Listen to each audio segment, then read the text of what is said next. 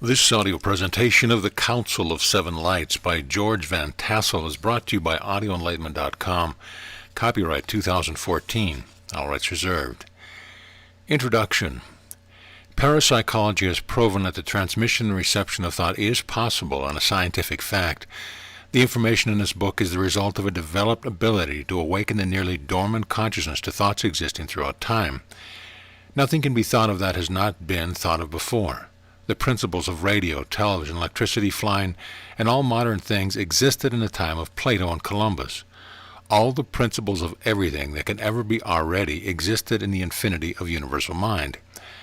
The ability to penetrate mind requires practice. In practicing the act of awareness, I found that the intelligence exists throughout the universe. My first contact with the organized intelligences of other places revealed that the intelligence manifested on the earth is in the kindergarten stages. My penetration into the superconscious mind revealed an eternal record of infinite law. Thinking is not something one does. Thinking is the act of becoming aware of what already exists. One does not try to think to become aware. One only has to remove his own thoughts, and then the universal mind rushes in to fill the void. The introduction of any new thought is usually accepted by those who understand its potentialities and rejected by those who do not comprehend its portent.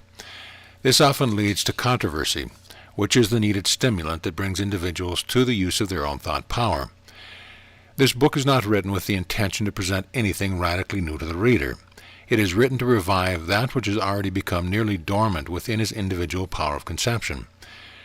One would be utterly foolish to try to explain a subject using scientific explanations to another who is not interested in and doesn't understand scientific terms. It would be equally unimpressive to appeal to one from the religious viewpoint if he were not interested in religion. My desire in presenting this book is to pass on that which makes sense to my reasoning faculties, in the hope that others can gain something of lasting value from it. The materialism of the present society of the masses is evidence that even the most unreligious of individuals has a desire to worship something, so he worships matter.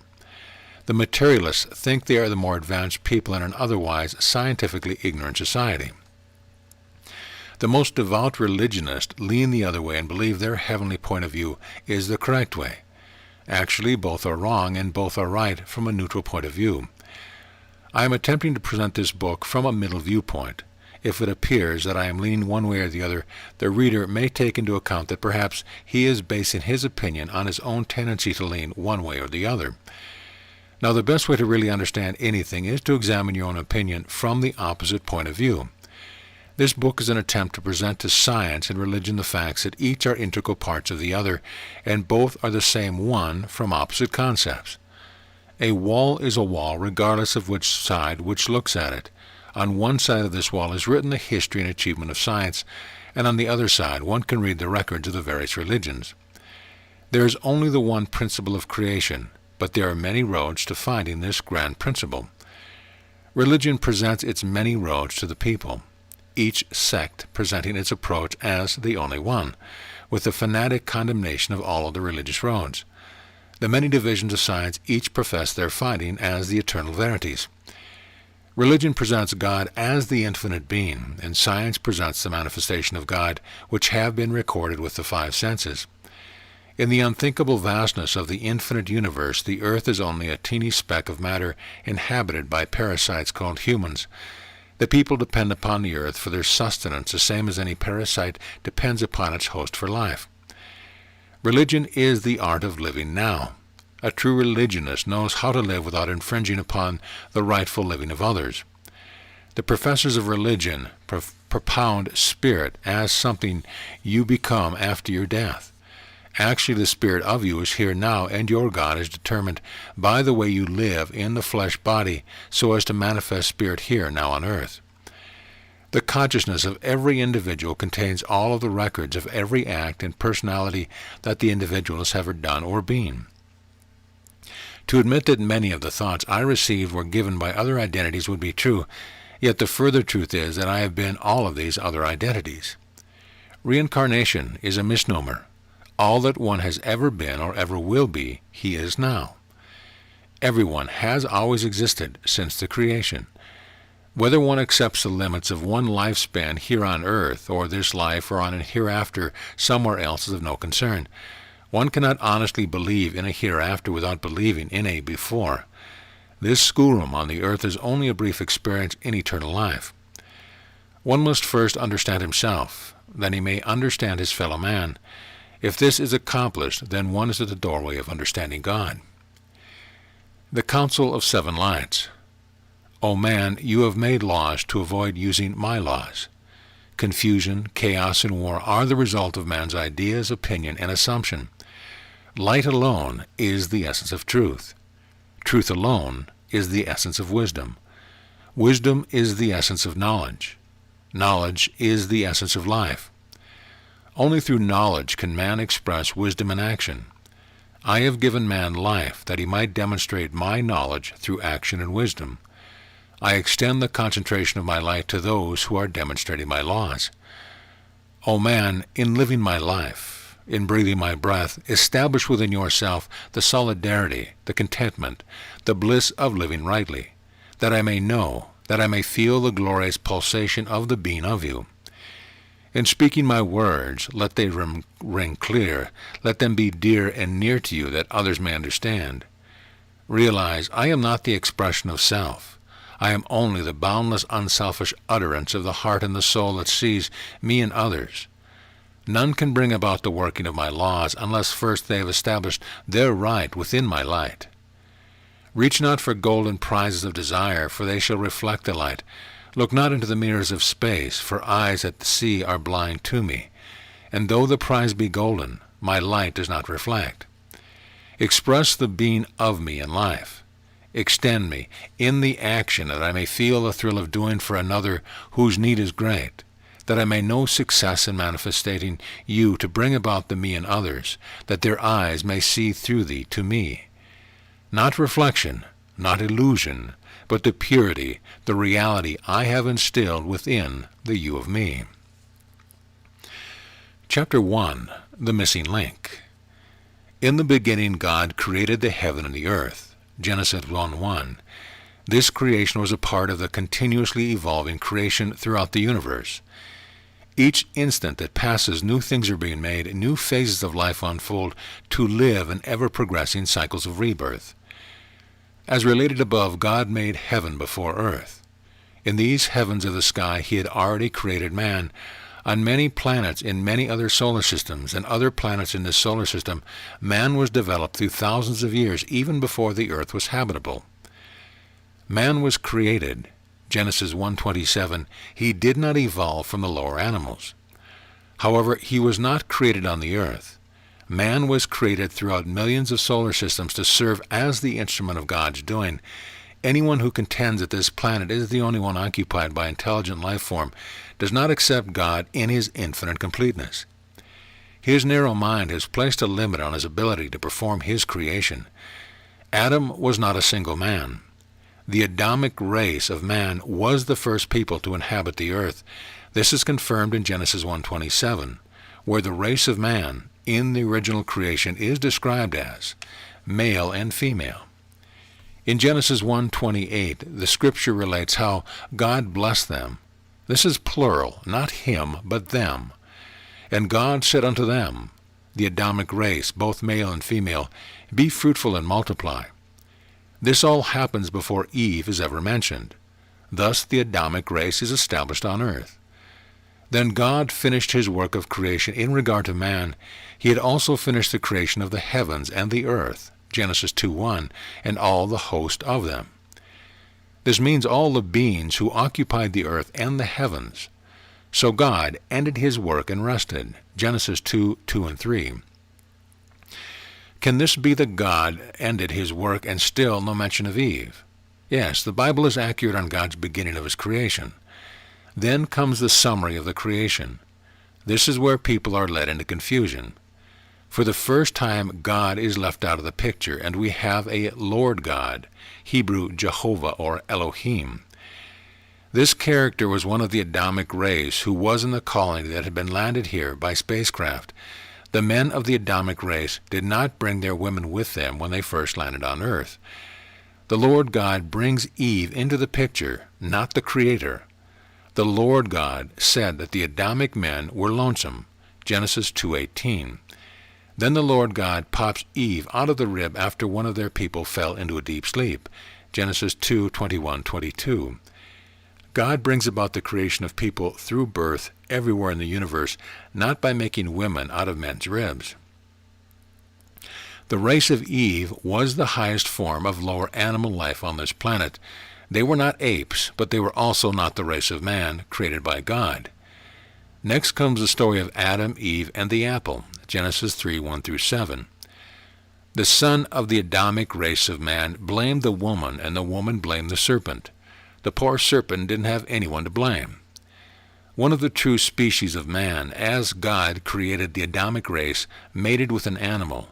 There is no violation of God's law in man mating with woman after his own kind. Adam's violation of the law was not in eating the apple. It was in eating the wrong apple. God created every creature after its own kind, Genesis 1:11-12 and 21:22. But one of the race of man mated with an animal of the earth and crossed blood. This is where man became human, Hu/man. Eve gave birth to Cain and Abel. She didn't know who the Creator was, so she said, "I have gotten a man from the Lord," Genesis 4:1, thinking the Lord was the Adamic man who was her mate. When Cain killed Abel, he revealed the animal nature of his mother. He started the practice of murder that has expanded to a point now where people can vaporize thousands of others with atomic and hydrogen bombs. That is why the people of the earth are called humans. The Adamic sons of God knew the tiger as a killer among beasts. The name for tiger was Hu, Hu. Most of the people on the earth are crossbreed descendants of the true Adamic sons of God, as originally created, and the animal race of Eve. That is why you have an earthly, dense animal body, and an inner body of created reality as God made you. The truly created men and women of the Adamic race of man have been watching the people on the earth for thousands of years. This civilization, from Shiva, Hindu god of destruction of humans, has expanded the science and destruction to the point of crisis. The nations having atomic bombs have enough to wipe out all living things on the earth. The animal of Eve is in power. The Adamic race of man has brought nullifier ships into the Earth's thin film of breathable atmosphere. We call them green fireballs. They have nullified concentrations of atomic radiation that were in the atmosphere. They feel responsible for the fact that one of their people started this destructive cycle on Earth. You have a choice to make. You either accept the Creator's Adamic constructive part of you, or you recognize the physical human's destructive influence of the Eve ancestry. The Adamic race of man typifies the combination of spirit and substance into form. The many forms of life, fish, bird, reptile, insect, animals, and humans, all change with environment and breeding. The human race is a degenerative species of man, as a result of following the bestial tendencies. Matter and spirit are the same thing, only in the opposite manifestation. Matter is energy, or spirit condensed, and energy is matter in solution. Each is polarized throughout infinite space, and both follow a pattern of forms. Space is the infinite ocean of intelligence, creative spirit, or the Creator at rest. This balanced intelligence manifests through all creation. In order to manifest motion, the energies must be unbalanced. No thing or condition in God's universe is without contrast and duality. For every up there's a down. For every white there's a black. For every night there's a day. Anyone who has climbed the tree of knowledge can see that it has two sides, no matter in which direction one looks. This is not because the tree knows one side from another. It's because the man in the top of it has two sides, his right and his left. God made everything in duality, so he could remain at rest in the middle. God is peace. Jesus said, "My Father and I are one." That was because he recognized no rich or poor, no boundaries or colors, no church or religions. That was because he remained neutral at a dividing point between the contrasting dualities. Jesus didn't take sides with anyone. Actually, you shouldn't take either side. Take God's course down the middle. A fire can warm or destroy you. Cold is desirable in a refrigerator, but not when it makes one uncomfortable.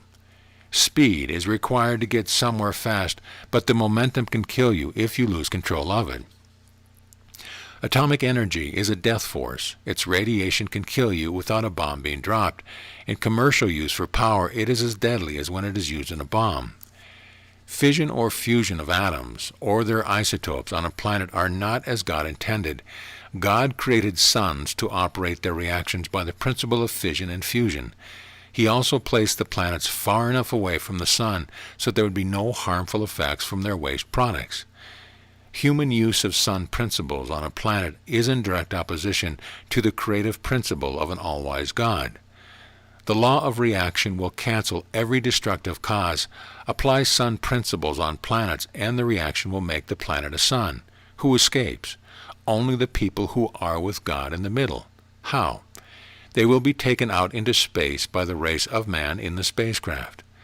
In order to present the one principle which causes all things to be, let us use the symbol G to signify what is commonly referred to as God.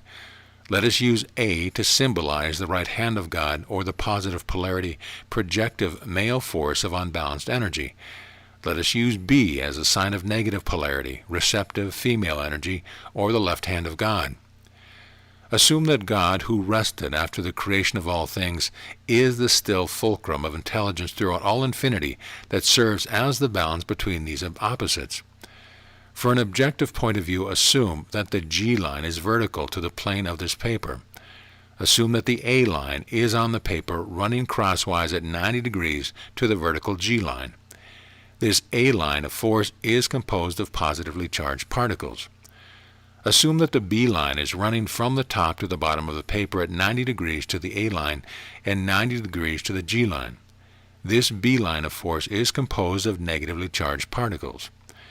Where these lines cross, there is an atom, a micro-solar system, created in perfection by those unseen forces. The atomic element is determined by the substance present in the changed A and B lines. This evolves a nucleus of positively charged particles called a proton, surrounded by a field of negative orbits set up by the B particles in motion. The concentrated group of B particles in this orbit we will call an electron. The G line has no motion as to movement in a given direction. It extends infinitely throughout all space, through all substance and materials. It exists in what we term both light and darkness. These lines are parallel to each other. Atoms compose all things. G, light, is found in the composition of all atoms. G, light, is creative intelligence. Our Earth is an electron of the Sun, traveling in its orbit of a negative field. It is rotated by the bandwidth of A and B light forces equal to the Earth's diameter. Prior to the formation of individual atoms, the A and B lines of light force had to contain the correct amount of substance particles. For clarification, let us revert down to a single line of A and B lines of force. These two lines of oppositely charged light cross each other at 90 degrees, insulated by the G line of infinite intelligence. They cannot be brought into induction where they cross unless they are mated. In order to give birth to an atom of hydrogen, the A and B lines must conform to species. The law reads, each after its own kind. The B must contain the same number of particles per inch as the A does. These particles must also vibrate at the same frequency. In order to become hydrogen, both lines of light must conform to the vibratory frequency of hydrogen in the spectrum. The vibratory frequency of each element is different. The hydrogen particles are vibrating in their own frequency in the light lines before they become an atom cannot mix with the frequency of any other element. This makes them of like species in every respect, except they are of opposite polarity.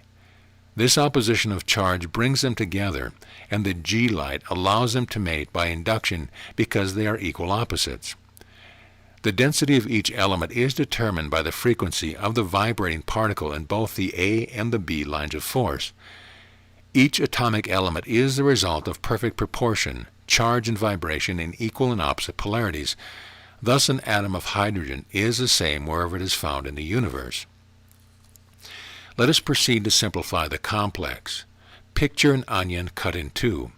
An onion is like an atom, the outside layer or shell being the negative field of orbit for the outermost electron. The next layer and each alternate layer toward the center being composed of intelligence, the insulating layer of infinite light force called the G line of light. When you crack an atom, the force disturbing or puncturing the outer shell creates unbalance and neutralizes the outer shell. This causes the outermost electron to be attracted to the positive proton in the center. However, before the electron reaches the proton, the instantaneous inrush of G light force through the fractured outer shell creates implosive pressure within the atom.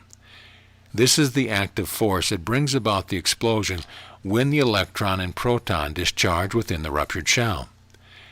The insulating G light condenses into what science has named a neutrino. This potent causation force immediately deserts its wrecked atom and takes off to return to the 13th density.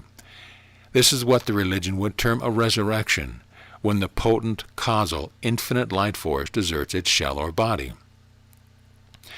God, in his infinite wisdom, caused all of his creations to function by perpetual motion. He maintains the balance by centering each creation and insulating each one from all others. When he created the A line of light force, he caused them to be 1,850 of them to a square centimeter. He gave them positive polarity, male, projective gender, a speed of 186,000 miles per second, and matter in the form of charged particles. In the opposition to the A lines of light force, he created the B line. The B line are 1,257 per square centimeter. They cross between the A lines of force at 90 degrees with a speed of 202,000 miles per second. Their polarity is negative, their gender is female receptive. Between the breathing of these two primary forces, he created rhythm. This brings about a wave motion which consolidates the individual lines into bands. When A works inward, B works forward, and when A works outward, B works backward. Rhythm, which establishes the bands, level, and density changes, is operated by strain or desire. Strain is the time between the flight of the female, negative lines of force, and the pursuit of the male, positive line of force. When they encounter any created object that was born before by other A and B lines of light, they add to its rotation by spiral induction and partial penetration. The negative B lines are attracted to the Earth's positive core, but are resisted by the G light insulation strata. Having penetrated the negative crust, they are repelled by it and take the line of least resistance, which is out of the North Pole. By induction, they attracted the positive core to rotate in one direction, and in being repelled, help the negative crust to rotate in the opposite direction. The A positive line of force work opposite to the foregoing and are emitted at the South Pole. As they emit from the poles, they are met by the A and B lines of light that are passing uninterrupted by the planet and bent back to their original course. The resistance in bending causes the aurora. As they have reduced their energy charge and speed of motion in adding power to the planet, they enter different levels as they emerge from the poles. Then the G lines of light, crossing between them and insulating them, brings them back through rest and rhythmic breathing to their original condition. The A lines of the force have more quantity, density, and less speed than the B lines of force. The B lines have more speed and less density. This is the reason why the A positive lines of force charged with matter become the proton core of the Earth. The faster B-charged matter becomes the crust of our planet. This strain or desire is the eternal progressive spirit in all things that manifest action. Strain in people is called desire. When the desire exceeds the limits of capacity, the Father's agents of balance, the A and B lines of force, will bring about an opposite result. The G, A, and B lines are the us referred to in the Bible, Genesis 1:26, when God said, "Let us make man." The Council of Seven Lights. O mortals, though my laws have been as doormats beneath your feet, though through centuries you have turned not to face the light, I judge not, neither do I hold regret, for all are given right to choose. Mortals in this density of 3, having not chosen me, now stand beneath the whip, but are rather facing rebound of the action man has created. My laws are fixed. None can change the law of all infinity. One fulfills the law, or faces judgment by the law, written in the light of each of my created beings. Having turned my laws about, now you are faced with your man creation in opposition to my laws. So I gather up the scattered fruit, knowing that the bulk of my harvest has been lost to repetition upon repetition of error, written into the history of mortals on this portion of me. I must brush off this contamination from my cloak, that I may hang it in my closet clean. Those who have failed for centuries to recognize my person within their being are forced by their actions to repetition once again. My heart, manifested by you, is sore, but I shall recover to bring about the destiny as many times as necessary, that my pattern shall be complete for each one of my parts. So it is again and again I cleanse my house. My love shall never fail. Everlasting light is man's by choice alone, and the choice I gave to him. I am the voice that manifests in every word you say. I am the sound in darkness to your ear that leads the way. You stumble on the path to me. You fail to see the light within that grows with every victory over self. To be a part of me, project the actions of me being you. Extend my love instilled within. Do unto others as I do to you. For I can only be through you. Chapter 2. Invisible Gears.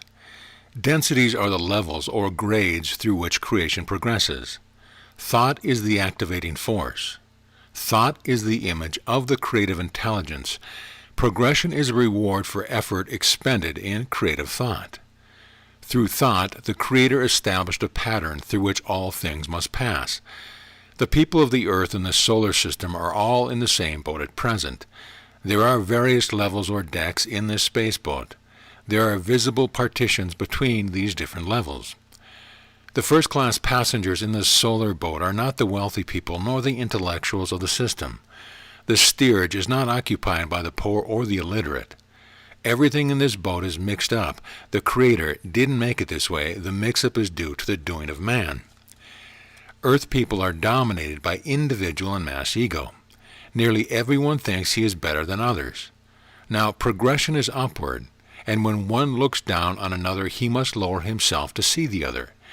When one sees the good in others, he automatically raises himself. The Creator established densities to control these conditions. The third density, where these things exist in the triangle of confusion, is about all finished.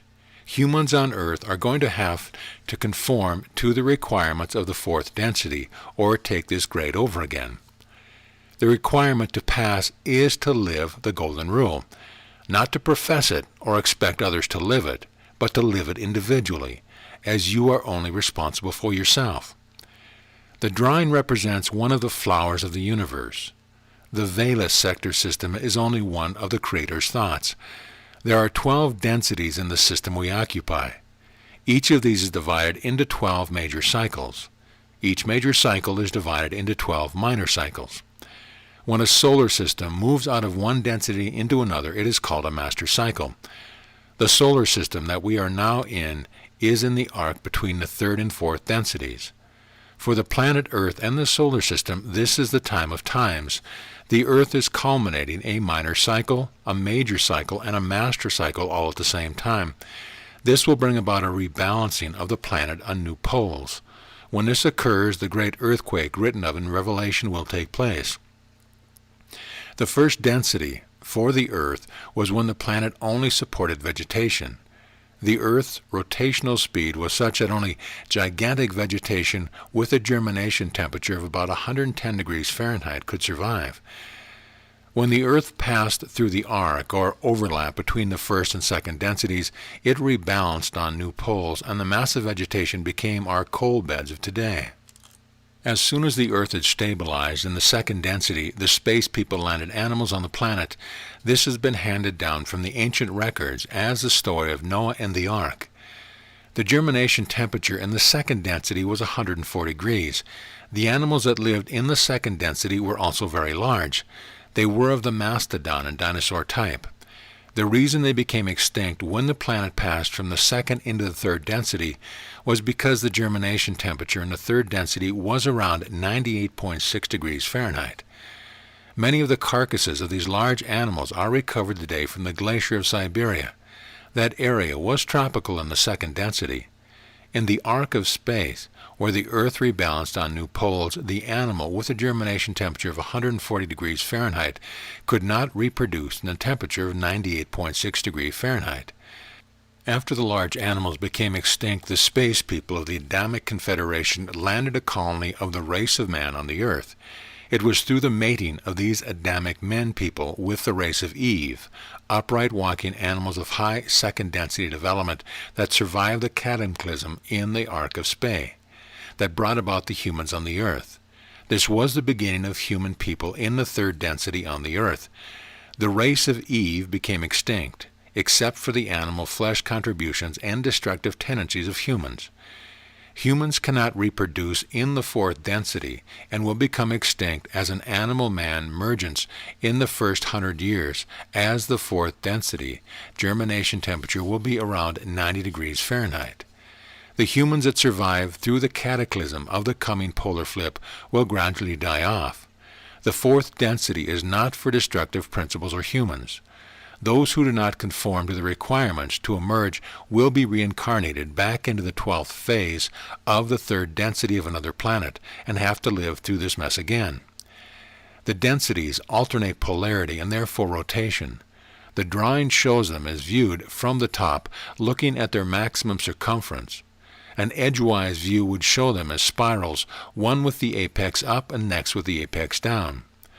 Our solar system is about to pass out of the maximum circumference of the third density into the minimum circumference of the fourth density. The Earth will then rotate nearly 370 days in a year. Do not confuse densities with dimensions. Densities are pressures established in changing frequencies of vibration. Dimensions are measurements. Some have mixed up dimensions and density. Time is not measurable in the absolute. Time can be phased in density and moved backward or forward. However, it can only be done through the 0 point between polarities. As our solar system moves through space, its progression is into an ever-increasing frequency of vibration. Each solar system and every planet must evolve through grades, even as babies learn to crawl before they walk. The A and B lines of force pass through your body at 90 degrees to each other. The G line of infinite light centers your consciousness and separates you from all other people with a boundary of skin. As these positive and negative lines of energy pass through your body, they activate every atom and cell of your physical makeup. If the approach of these lines to this planet from out of space is interrupted by one of the other planets, as they are, then you individually are affected by the influence from the other planets.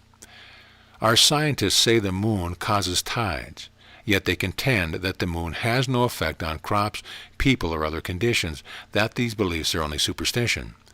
The human body is over 2/3 water. Is it superstition to assume that if the influence of the moon moves thousands of millions of tons of water in the oceans, that the 100 pounds or so of water in the person is not also affected? Everything has some effect on everything else in the universe. As you move throughout the day in an upright position, you are moving in and out of many lines of force. All of them are charged with influences, not only of other planets, but from other people, various metallic objects, electronic devices, and atmospheric conditions. You feel these influences, and you may wonder how the day or year went so fast. At another time, the hours may drag. This time, changes are the result of some influence acting upon you. If you work hard or run, you become heated and tired. This is the result of an increase in the number of charged lines of forces that you have interrupted.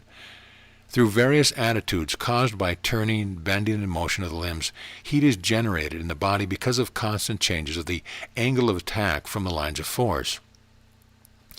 When you sit down to rest for a few minutes, this permits the body to absorb the energy from the A and B lines of force issuing forth from the same unchanging direction. Then the structure of the body cools off because it reaches balance. This idling condition of the body motor is brought about by the fact that each atom is receiving steady motion by the same line of force. When you sleep at night, the body becomes charged in balanced rhythmic interchange. There has been much said of one sleeping with his head to the north or east or in a particular direction. This is not a fixed law. It varies with each individual. Each person should try the various directions, with some people require that they vary direction occasionally. It is more important to sleep away from metallic objects. Coil springs are especially detrimental to complete rest. Metallic conductors set up vortices that cause a circular motion within the straight lines of force. This is a parallelism to the body activity, so instead of resting, your body is working even while you sleep. The essence of life is the same in all densities or dimensions. Life is manifested from the A and B lines of light force by the infinite G light. Life is only given form in the first density by the principle of the wheel of life. All vegetation, all substance with form, such as rocks, fluids, and planets, maintain form through various times, stages, or cycles. Each form of life in the first density contributes substance to every other form of life of all material or negative levels. All densities of life contribute to the progression of every form of life in densities beneath them. All forms of substance are alive in repetitive patterns for their particular species. Thus substance through life repeats its cycles from dust to dust. Life is the carrier of progression in its external and endless spiral. Thus the stages are positive or negative or both when they are in balance. The spiral of life, also called caduceus, is symbolized by two serpents.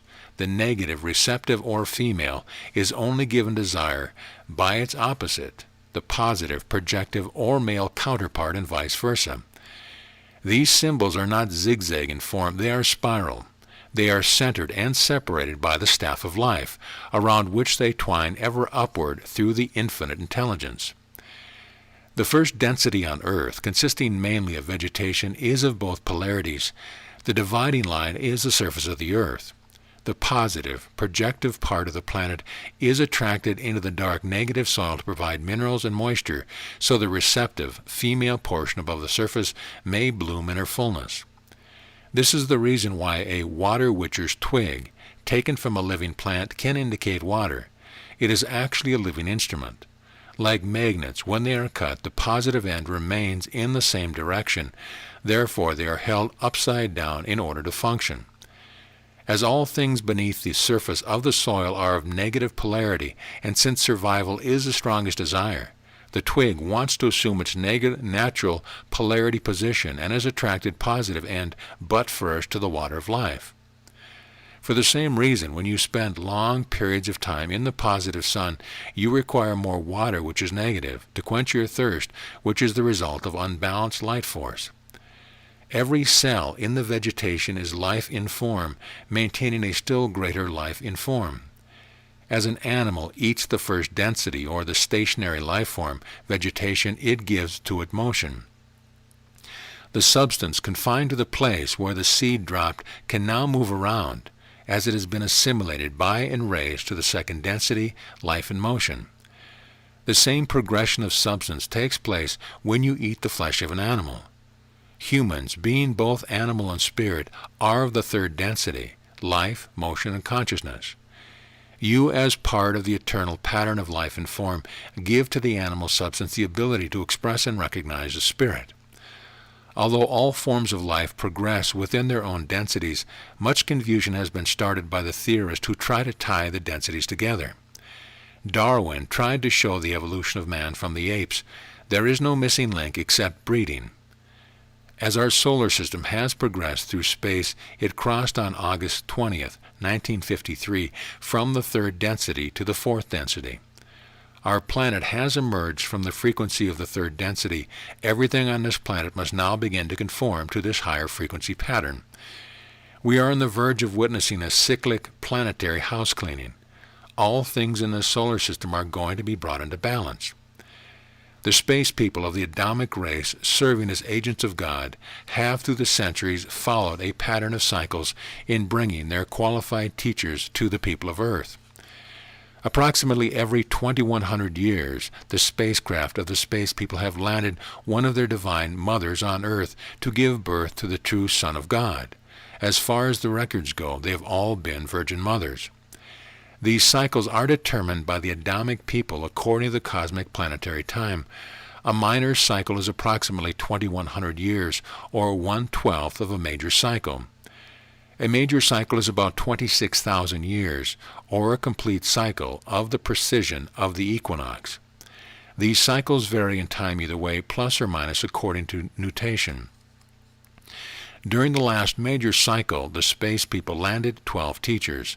The teacher called Jesus was the 12th and last of the sons of God in the past major cycle.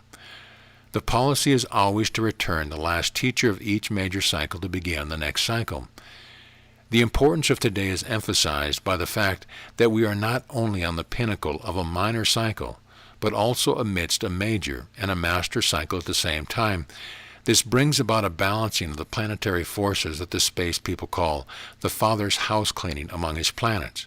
However, in the Bible it is called the time of the great earthquake.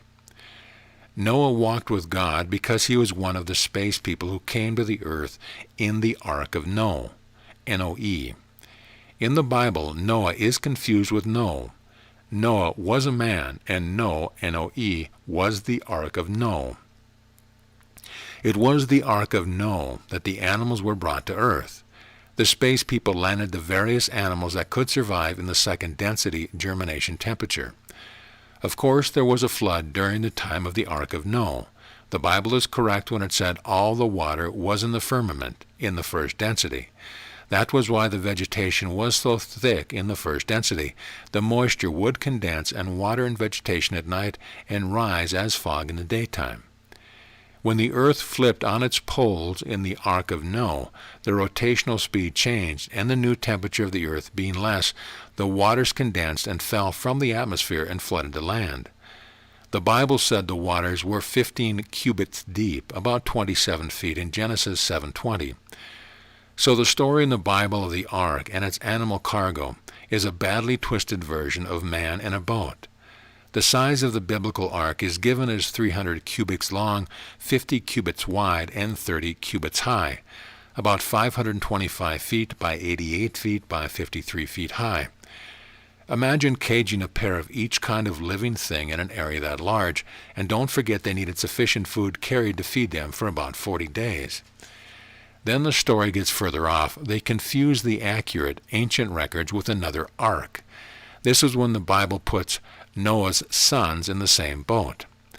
The animals were landed in the Ark of Noe between the first and second densities.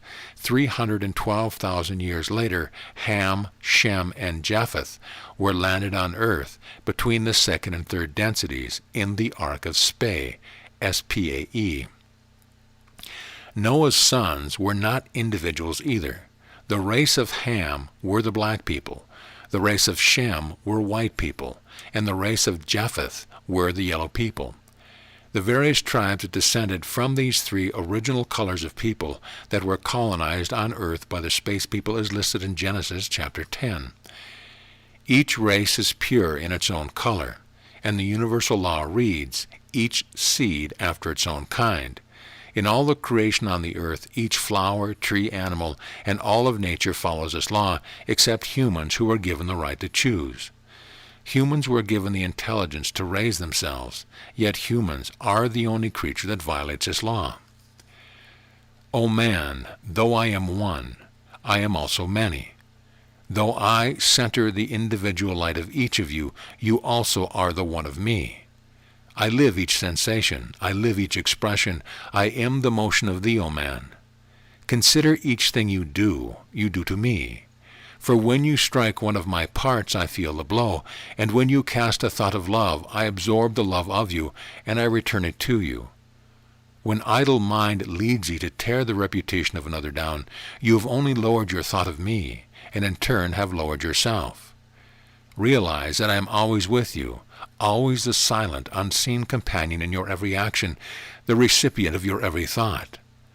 I love to express myself through you in ways that bring me joy, in paths that reach the heart in gratitude. Help me to express the oneness of each of us, that I may center all my parts in unity of me, in thee in harmony and love. that none shall know the pain and sorrow and heartbreak you did express yourself. I gave thee light of life, that you might extend my action, that others might feel the joy of me, that are in darkness bent, who are trouble-blinded and cannot see that I am there. Extend the progress I have brought into being by lifting up another, that I may feel the twofold expression expressed in grateful thanks. Though I am stillness, my parts all move in me. My rest is in contrast, or motion could not be. Extremes establish the boundaries between which man cannot go. Though I am boundless, man is bound in being of me, by individuality.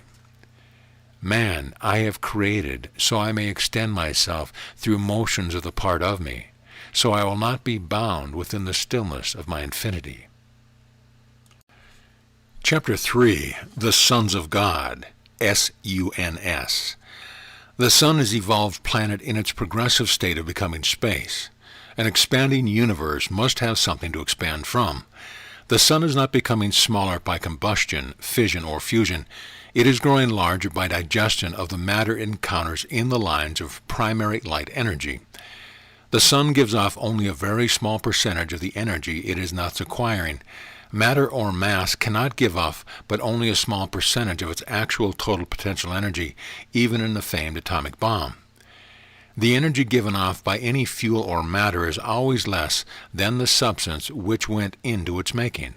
Why is this? The answer is because mind also went into the making of all created things. Mind is neutral. Mind cannot give off energy. It can only direct the flow and action of energy. Universal mind permeates all things. Each person uses the mind of God according to his or her ability to get into it deeper. All things that are or ever will be already exist in universal mind. None can penetrate into the universal mind beyond their own acquired capability. On the other hand, God cannot do more for you than you are capable of doing for yourself by directing the universal mind. When scientists discover that the core of the proton in an atom is square, they will realize that the body in the sun is also square. The cubic minerals in their crystallized state are of neutral polarity on a negative surface, such as the Earth. They can be brought into polarity, however, by the exposure to light, pressure, or charging. The body of the sun was brought into cubic form by the fact that its axes were parallel to the three lines of light energy. The infinite light, or universal mind, or the G-line of light centers one axis. The positive A and the negative A lines center the other two axes. They are all at 90-degree angles to each other. The sunspots are discharges of secondary magnetic electrostatic force released into the atmosphere and photosphere by the rotating corners of the square core body. These discharges are magnetic exhaust effects common to any body in motion. The sunspots are apparent in the 10-degree to 30-degree north and south latitudes on the sun to our vision. The sunspots are exhausted when the discharged polarized matter is neutralized in the photosphere or the actosphere. They appear black to Earth telescopes because they hide the effect of fusion taking place between the positive photosphere and the negative actosphere. The positive photosphere to the positive sun body is the equivalent of the negative atmosphere to the negative Earth body. They each carry the same polarity as the body which they surround. The fact that the rotational period of the sun appears to be of different speeds at different latitudes is due to the spiral effect of primary light energy losing speed in its travel to the pole. The apparent 10-day differential in rotation between the equator of the sun and its poles is only observed in the force field of the actosphere. Viewed from the point of any of the three axes, a cube will appear square around its perimeter. Many square, positive bodies in space do not rotate because their axes remain parallel to the lines of primary light. The bodies that do rotate were placed in motion when their axes were thrown out of parallel with the lines of light by a bend or warp in the lines of primary energy. This caused the positive square body to start rotating by unbalanced polarity opposition within itself. The polar axis of the sun is now through two opposite corners of the cubic sun body. the cube remaining motionless in the lines of primary energy like a compass needle as long as it were in polarity balance. Once the body was in motion, the lines of force trying to reach rest spiraled to the 2 points of least motion. This established an equator and opposite poles at 2 opposite corners. In this position, the positive polarity half and the negative polarity half of the sun each has 3 corners discharging at approximately 20 degrees each side of the equator. These rotating corners are displacing matter and discharging energy. This is what causes the sunspot. Cut an art gum eraser or a piece of soap into a cube and insert common pins into 2 opposite corners. Then make a line around the cube midway between the pole points or pins. Assume one half of the cube will have 4 corners in it and 1 polarity. Then if you look at the opposite corners, you will find that they are all on the other side of the equator line. You will also see that each half from the equator line is a 3-sided pyramid or prism. The polarized prismatic structure of the rotating sun generates secondary light in its positive photosphere. The negative actisphere, which we see as a ball of fire, is activated in opposition to the photosphere by the primary lines of light energy. Space is the cubes of matter that are stable, because their 3 axes are parallel to the 3 lines of light. Motion is only manifested by unbalanced matter, whether it be sun, planet, atom, or person. Desire for rest is what causes the intelligence in matter in motion to seek balance and become again part of the infinite intelligence, which is still. Space is composed of balanced cubes of intelligence at rest. The lines of primary light energy parallel the 8 edges and 2 axes of the cubes of space in 2 directions, and the infinite light parallels the 4 remaining edges and 1 axis. All unbalanced positive bodies are emitting light. All unbalanced negative bodies are absorbing light. Cubes are unbalanced positive bodies. Negative bodies are unbalanced spheres. Each can contain or be a part of the other as long as one polarity is predominant. The predominant polarity will determine whether the object is spherical or cubical in shape. Astronomers state that the light from some of the stars is coming from so many hundreds and thousands of light years away that the star could be burned out and the light would still be visible on the Earth. This is predicated on the idea that the light is still traveling after the emitting body is no longer there. Well, this is erroneous. If the stars were not still emitting the light and were not there, you could not see it. Telescopes and eyes do not see. They are only a system of lenses through which light passes. The mind sees. You can picture things you have experienced in the mind with your eyes closed. The same infinite light of intelligent mind centers every atom, star, planet, and manifested being. When astronomers look through a telescope or people observe without one, anything you can see is there. The instant, infinite light of a universal mind that centers you and what your mind sees cannot record or vision something that is not there. Negative physical vision only records to the negative physical brain the illusion that the sun is round. All that the limited physical vision is recording is the effect of the secondary light emissions from the force field in fusion around the sun. Physical negative vision can only see reflected positive light from another negative body, or negative light reflected from another positive body. The actisphere, being of negative polarity, is spherical. Therefore, the negative physical vision records it as a ball of fire. Were it not for the activation of the sun's actisphere by the positive and negative lines of primary light energy, you would not see the sun at all with physical vision. Though I scatter my seeds of light throughout my garden of space, I determine which shall grow to be a star and which shall represent my image.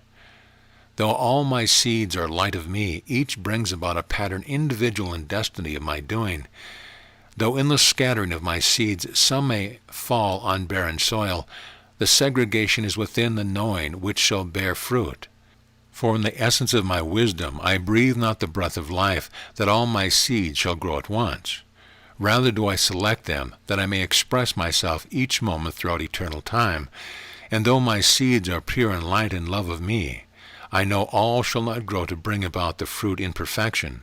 For unto each seed I rendered individuality and right to choose. O man, O mortal man, my oneness I bring about in individuality, that I may scatter my parts and express myself. Though all things I have created in balanced opposites, I remain the centering separate. Though I have made my gender two, though my polarity is divided, I test my strength on my right and my left. Though man has chosen to further separate my expressions of love, though man has chosen to divide the rounds to me, though man has brought self-interest into my expression, I shall maintain the balance, centering my interchange of power. If one should sit on my right hand in the love of me, I shall balance that love unto my left hand in equality. I cast out barriers to face the beings in you, that I may temper all my parts. Though I have given all alike from thoughts of me, many cannot reach the door that guides their destiny to path unfurled into light. And though they lose their way in darkness, seeking, I retrieve the whole and cast my mold again, never losing any single portion. For I am soul of thee, O man, and light in darkness too. And though my light of light extends through all eternity, I back the light with darkness, that recognition may be yours. Energy and matter are opposite poles of the same thing. Matter can be converted into energy, but always with mass loss. Energy, in being converted to matter, will always register a gain. The fact that all celestial bodies are conversions to matter of energy in solution in space is evidenced by their different densities. Scientists have assumed that if a rocket could be propelled outside the Earth's gravity, it would coast on its momentum indefinitely. This is based on the assumption that space is void. If space were void, no system would hold its body relative to each other in their orbits. The time field of the Sun establishes a zero field of time relative to the planet's opposition of hemispherical polarities. The opposition of the Earth's polarities relative to the energy charge of its mass is what establishes its position in the solar system. A small planet can be of a greater density than a larger one. Its composition of the elements may be such, however, that its charge relative to its mass may be less. The time field of the Earth is at the magnetic equator. At the Earth's surface it is narrowed down to about the thickness of a razor blade. Surface land is of greater magnetic potential than the ocean. The Earth's magnetic equator therefore will be inclined to veer toward the major land masses. This wave in the magnetic equator stabilizes as it recedes from the surface. The angle of divergence is about 5 degrees of arc, making a V-shaped cross-section as it gains altitude from the surface.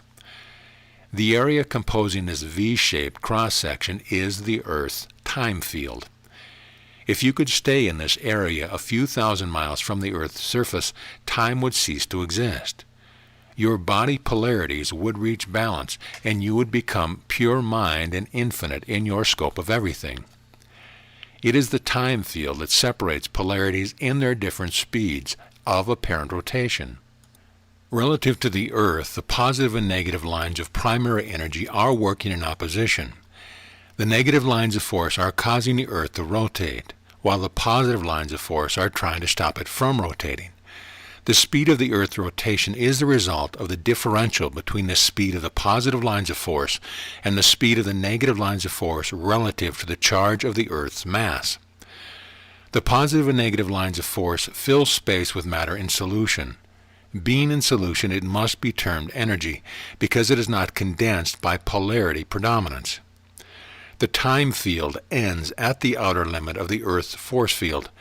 If it were possible to alter the time field by changing it relative to the Earth's magnetic equator, we could direct the planet's course out of the solar system, or cause it to assume another orbit elsewhere in the system. The spacecraft are controlled in their travel by oscillating the time field with thought force, causing the positive and negative fields to move the ship's mass relative to the direction of the lines of primary energy. Earth scientists do not understand negative electrical currents or fields. As the positive lines of force manifest results through conductors, the negative currents and fields can only be activated through non-conductors. The only true insulation that will separate the opposite polarities of field is time. The Earth's people only register time because the planet rotates in orbits. They assume that time goes by. Time is infinite, and all that people on the planet can register is the revolving planet passing through time. The people are in motion on the planet, so they assume that time is in motion. Actually, they are moving through time with no visible means of registering the stillness of time. If time ever moves, it will cause everything in the universe to collide, and all condensed energy or matter would go back into solution into space. When the scientists try to push a rocket through space by brute force, instead of going with the current of primary energy carrying matter in solution in space, they will discover that matter in solution or energy or space is anything but void. The speed of light established at 186,000 miles per second is not its speed. It is the speed of the positive A lines of force that extend throughout space. The speed of the negative B lines of force at 90 degrees to the positive lines is 202,000 miles per second. The speed of magnetism is the combined speeds of the positive and negative lines of force, or 388,000 miles per second. The difference between the positive and negative lines of force is 16,000 miles per second. The spacecraft uses this differential to cycle or phase their power. This accounts for their appearance of skipping. Their ships are caused to attract or repel the lines of force which are at right angles to their direction of travel. The spacecraft may move through our dense lower atmosphere at many thousands of miles per hour because they bring their own space with them. The force field around each ship does not allow our air to enter the field. Consequently, the ship does not get hot by friction. The ship, inside of its own force field, is protected by the field from debris in space, from air and density, and from sound shock waves. As no sound can penetrate through the field, they travel silently through our skies, except at very slow speeds, of which hovering they transmit a humming, throbbing tone. The field increases its resistance and strength when the speed of the ship increases. Space is infiltrated with debris. No principle of rocket-propelled missiles or ships is practical outside of our Earth's force field, as rockets do not create a protective field around themselves. Some of the debris, from the size of grains of rice to rocks larger than buildings, are traveling at speeds of hundreds of miles per second. Our planet operates in a self-generated magnetic field. Meteorites do not burn out in our atmosphere because they encounter oxygen. They disintegrate in the Earth's protective field of force. If the meteorite is negatively charged, it disintegrates in the positively charged strata of the force field. Our spacecraft, the Earth, operates in a field vortex of the Sun. The Earth is a combination battery, generator, and motor. Our atmosphere serves as a brush, a field, and a bearing. Our heat comes from our dense surface atmosphere. The only reason we feel more heat on the side toward the Sun is because the positive Sun causes a brush effect in our negative surface atmosphere. The crust commuter is warmed from resistance and friction, while both rotating the planet as a motor and generating the force field. Gravity is not attraction nor magnetism. Gravity is resistance pressure, brought about in all objects, bodies, or substance by the lines of force penetrating them toward the center of the Earth. The A-positive male projective lines of force are trying to reach discharge or impregnation in the negative or female crust. The B-negative female receptive lines of force are trying to reach fecundation or productive powers from the positive male core. The two lines of force A and B are working together in opposition to supply power for the continuous functions on and in the sphere and atmosphere, while the father centers the balance control through the G lines of light. Since the negative lines of force move faster than the positive lines, a negative body will always rotate counterclockwise from one viewpoint, and positively charged body will rotate clockwise from the same viewpoint. The measurable speed of positive or negative lines of light energy will vary with the orbit of any planet. Measurements of light energy of positive polarity will conform to the orbit diameter of any given planet. Measurements of negative polarity light energy will exceed the orbit diameter. Negative light energy cannot be accurately measured from the surface of a negatively charged planet, such as the Earth. When the atmosphere of negative nature, such as the Earth, is balanced by positive charges from fusion particles, it will cause moisture in the atmosphere to pile up at one magnetic pole and recede from the opposite polarity pole. It will cause a change in the planet's rotation speed, and due to germination temperature change, the eventual extinction of life forms that conform to that germination temperature. An excess of positively charged particles in the negative atmosphere will cause a planet to seek balance on new poles. Positive and negative lines of light force are always in an unbalanced state due to their different speeds of travel. When they are interrupted by a body or planet, they bring about a motion because of their differential or the desire to reach rest. If the Earth's poles were vertical instead of inclined, the Earth's orbit would be round instead of elliptical. If there were as much land south of the equator as there was north of it, the Earth's axis would not be inclined. Magnetism is not the causal force, but is the result of exhaust effect of light forces of positive and negative polarity in action. A magnet is not charged with magnetism. It is only serving as a polarity conductor of the lines of light energy passing through it. Both poles will attract a non-polarized conductor. Either pole will attract its opposite polarity or repel a like polarity. Influences of a negative nature lead the minds of humans to try to bring about positive effects. When these positive effects exceed the balance of natural negative charges on a negative planet, then the planet will rebalance itself to conform to light lines of force. Man is mostly space, filled with substance and form. The body does not derive energy from the food assimilated by it. The food is only transformed to become a conductor for light energy passing through the body. Power is only manifested through motion. Controlled power is that which is given direction. The discovery of the wheel gave mankind the means to an endless track of motion. Universal power throughout infinite space is demonstrated in the guided motion of all planets, moon, sun, galaxy, and nebula. None of these are haphazardly flying through space uncontrolled. Their course, orbit, rotation, and separation are maintained by precision interchange of relative power. All bodies in space are motored by primary light energy. Solar emanations and atomic energy are secondary powers or effects of the primary light energy in motion. The cross, in one shape or another, has always been the symbol of spiritual power. Scientifically, spiritual power is unseen power. Spiritual power can only be understood when it is manifest in the seen effect. This seen effect may be either in the range of the physical vision or outside of the physical limits. Primary light energy functions in many unlimited conditions and frequencies above and below the limits of physical vision. Everything in space that rotates, orbits, or manifests motions as to direction is powered by primary light energy. Wherever a body interrupts the lines of primary light, motion is effected. This is an immutable law. Within the human body is a universe in miniature. The axis of every crystal, atom, planet, or person is centered in unseen light of unlimited extent. The manifested boundaries or surface of any of these are insulated from all others of like polarity.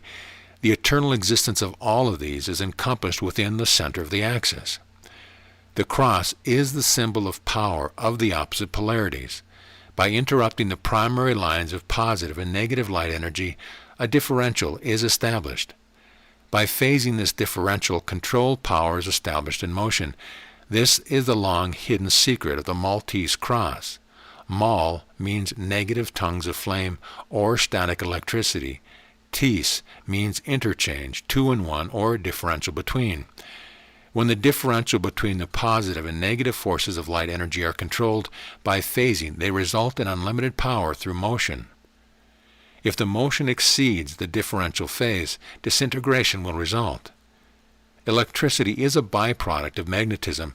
Gravity is the resistant pressure set up by the opposition of differential between the causal light energy and the effect magnetism. Verse: Though I have set the patterns of my doing all about you, yet you see them not. I scatter seeds of light. I cast the shadows man calls day, and shadows of the shadows man calls night in repetition. I have paved the way for man to see. Has not my pattern stood the test to build another bird and nest again, where others were before? Cannot you see, O man of me, do as I say, do as I do. Do as I cause the way to be within your understanding of me in thee. Look to the pattern all around you, the fragrance of the essence of my love and flowers you have found, and in the cool beneath the tree. There I am to comfort you, and yet you question parts of me.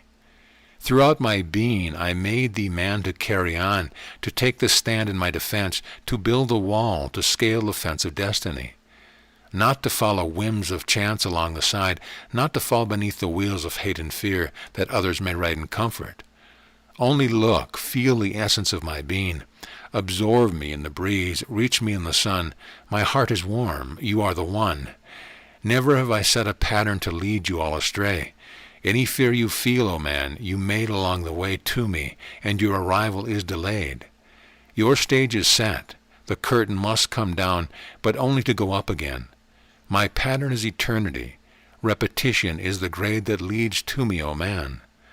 From the harvest of my golden grain I separate the chaff. I break the bonds of freedom, lest man shall undo my works. I bring about a change in cycle so my balance shall not be disturbed. For when my laws are superseded, then must I strike from out of the night and scourge contamination from my being. For I am love, and I am freedom unto all my parts, but no part shall bind me to destruction. So as in times gone past, I wreak my wrath, I cleanse my house, I upset my creations, for none shall be above me. Chapter 4. The Trinity of Infinity. Time is only understood by each conscious, intelligent unit from its established point of location and motion. Time cannot be measured. Only the repetition of motion, manifested as beginning and ending, can be measured. Each point of beginning and ending is only relative to the understanding of the individual establishing his point of view. The point of begin and end is established by one individual so as to bring another individual to the same point of understanding. Life, time, and being are understandable to intelligence alone. These three are non-existent only when intelligence has been excluded by ignorance in the individual. Life, time, and being can only exist in space, which is also infinite. Space is solution, composed of life, time, being, and intelligence. None of these can be measured in the absolute. They can only enter measurable dimension when individuals establish points from which to measure. Length, height, and width. These are only three measurements by which individuals can understand points from which relative measurements are started and ended. An inch, a foot, or a yard are not understood by people who use some other devised means of measurement. A relative difference between the measurements must be charted in order to understand the difference between their system and ours. Measurements can only be achieved in and by motion. No day or night could be measured without the motion of the earth revolving. No seasons or years would exist if the earth didn't orbit around the sun. The lifespan of people on the earth is only arrived at by the measurement of people's time on earth relative to past measurements. Belief, the illusion of reality, makes people accept the established record of lifespans of other people who have lived before them as a measure by which they should live and then die. The establishment of these points of beginning and end of life are only manifest in matter which has little or no intelligence. Matter cannot manifest motion without energy. Energy is the motion of thought manifested through matter. Intelligence, which has no motion, can only manifest through thought, which causes motion to be manifest in matter by thought force. In symbology, the Creator is expressed by circle. This signifies a circumference encompassing everything. The circle is an endless line signifying infinity, which has no beginning and no end. Life is an essence of the infinite solution we call space. You are living in an endless ocean of life, as are the atoms, planets, and sun. You could not manifest life if life were not where you are. Since life manifests everywhere in infinity, You cannot end life or begin life. You can only establish a point in the endless circle.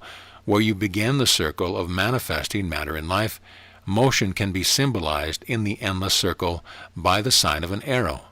An arrow has always signified the way to go. All matter manifesting life in balanced motion moves in an arc. All matter manifesting life in unbalanced or unnatural balance is symbolized by an angle. The largest portion of you is space, whether it be the space in atoms, cells, or tissues composing the matter of your physical body, or the space your limited body as a unit occupies. Your intelligence is established by the limits of your individual concepts. Everyone uses the one mind. Your limit is only measurement of your ability to penetrate and absorb to the full your capacity of the infinite intelligence. Time is variable in your concept of it. One day seems longer or shorter than another day. You are an assembly of other forms of individual manifested life. You are a form enclosing various compositions of atomic, molecular, crystalline, and cellular structure.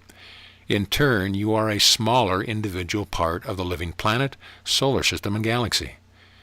Change is the result of motion. Time is measurable only in cycles of repetition. Every thought sets up motion. Every motion causes an effect. Your manifestation of matter in motion is the reflection of your true concept and understanding of infinity. Things in motion change, and things that change are not eternal in any one pattern or form. T is the symbol of time. S is the symbol of space. B is the symbol of being. This is the caudacious or the triune of T. B and S, the vision of the eternal things, is what created opposites. Cycles are repetitions of the divisions. All divisions of opposites reach a fulcrum pinnacle of stillness at times. Everything in the universe comes under one or the other of the three aspects of infinity. Each of the opposites, such as here and there, cycles and interchange within itself like a swinging pendulum. Here becomes there as soon as you cross the street, and there becomes here. As you register your own changes in time, tomorrow becomes today, as the earth revolves on its axis, and today was tomorrow yesterday. Life and death also interchange, so that being may manifest through the actions. Time cannot be a dimension, because everything in motion and time will never repeat itself again exactly as it was before. If you could be not, then you could not be now, because now was then before you arrived here from there. You are all the time, even when your body sleeps. The real you never sleeps, although it rests at the peak of the fulcrum in the interchange between the opposites of life and death. Flesh is only matter you assimilate as a requirement of this dense earthly condition. Flesh moves only because your real body moves it. Your matter body of flesh is not going to walk or talk after you get out of it. Death can only manifest in matter. This is the interchange that permits matter to return to what it was before you assimilated it into form. That portion of space which is you will always be in time somewhere. Expressing life here now is really death there then, when you observe from the opposite side of things. The trinity of time, space, and being are the deity called God. Time, like thought, is infinite. Time does not go by. Everything that moves in the universe goes through time. Man measures time with clocks and calendars. If there were no measuring methods made by man, then there would be no yesteryears or tomorrow. Age would not exist. Today would be all there is. Individual beings are all part of each other in the universal sense, making up infinite being. God is not an individual, but is all of us. God being infinite and boundless, he is not something or someone man finds on the other side of the door called death. If this were true, he would not be infinite. Time is a medium through which the beings of God's creation manifest God's presence. No one can live in the past or the future who is not present now in God. Mind through thought is not limited to the present, for thought is also infinite. The creative mind of today is the same infinite mind that created the universe. Mind is God manifested in being. Your part of God is manifested when you use God's infinite mind to create through thought. Thought is the creative force that gives life to being. Space is not void. Space is the essence of intelligent mind. Man is a space filled with creative matter, manifesting the thought essence of form, and so are all things with life. Man is in God's image only when the thought of infinite mind is brought into being by individual thought to manifest other creative forms in time. Objects, structure, and things cannot manifest creative thought, as though they do not move through infinite time as individual parts of space or the essence of intelligence. To be, man must manifest motion in the medium of time, which stands still. Anyone who does not have time to manifest God's doing has discarded thought in life. The matter manifesting their form will soon become inert. Death is not a doorway to God in heaven. Heaven is a doorway to God on earth. Verse: mortals bound in density, who would be the cause, who would bide my time, the tree of thee in me stops not its growth. Though my parts would add to my divisions, my faceless cosmic clock records no time. For man is not a cause, but rather a result of me. For I alone am cause of things to be. And though thou mortal man would wind my clock of destiny, and set the powder keg of destruction at my feet, how can he know the woe? For I alone am cause, and man is the result of me, bound to destiny. And in destruction bent reverse course, and all the light spent in his being is hidden by the curtain of ignorance drawn before me. Though I alone am cause, my wrath is not aroused, I tear the shroud. I bring man back through birth within the light, and test my right expressed in progression of my parts. I write the drama, man plays the fool. Then I applaud and make the tool sharper to my cause through experienced results. Man cannot set my clock, for I alone can read the time of my eternity, and so it is. I set the stage, I play the part. I cause the curtain to come down while man sits in the audience of my universe applauding, not knowing why. Though I have scattered my creation throughout the endless space of me, I use my tools to manifest my doing. To do my works, no task is small. I choose my tools. I trust them all until they fail me. Then I put another to the test. My tools are not the tools of man that rust and break and fall away. My tools are living instruments that work with love throughout the day and night. To each I gave the choice to be an instrument of me. Chapter 5, Unseen Scales. The accompanying drawing is to explain the one universal principle of life. This principle is standard on any planet in space and in all life forms, whether insect, animal, bird, human, man, or spirit. In the drawing you are looking at the cut ends of a negative B-line of light energy, of course greatly enlarged. They are traveling away from you and rotating in a counterclockwise direction. These are the female receptive negative polarity lines of light energy. At right angles or at 90 degrees to the B lines of light energy are the positive A lines traveling from left to right and rotating in a clockwise direction. These two lines of light energy can only unite in birth or death. Birth by induction and death by short-circuiting. God controls physical birth and death by allowing the rebirth of individuals through the living instrument of his choosing. Only when he removes his insulating qualities can a seed be born into another repetition of life progression. Only when you have lived his purpose for you in each life grade does he graduate you into the next grade. If your actions prove to him that through violation of his infinite laws you will not pass this grade, then you die physically and your eternal atomic cluster of consciousness is brought back through rebirth into the same grade in order to pass on to the next higher grade. Rebirth into the same grade, because of failure to pass it, is the only time that the so-called reincarnation takes place. When you were created as man in God's image, you were made an atom of matter, charged with opposite polarities in your proton-electron individuality. You were given individual motion. The space within your electron orbit shell boundary was endowed by the creative spirit with his unseen intelligence. As you progress through the mobile highways of light energy, you encountered the experience of meeting other atoms of different elements of matter.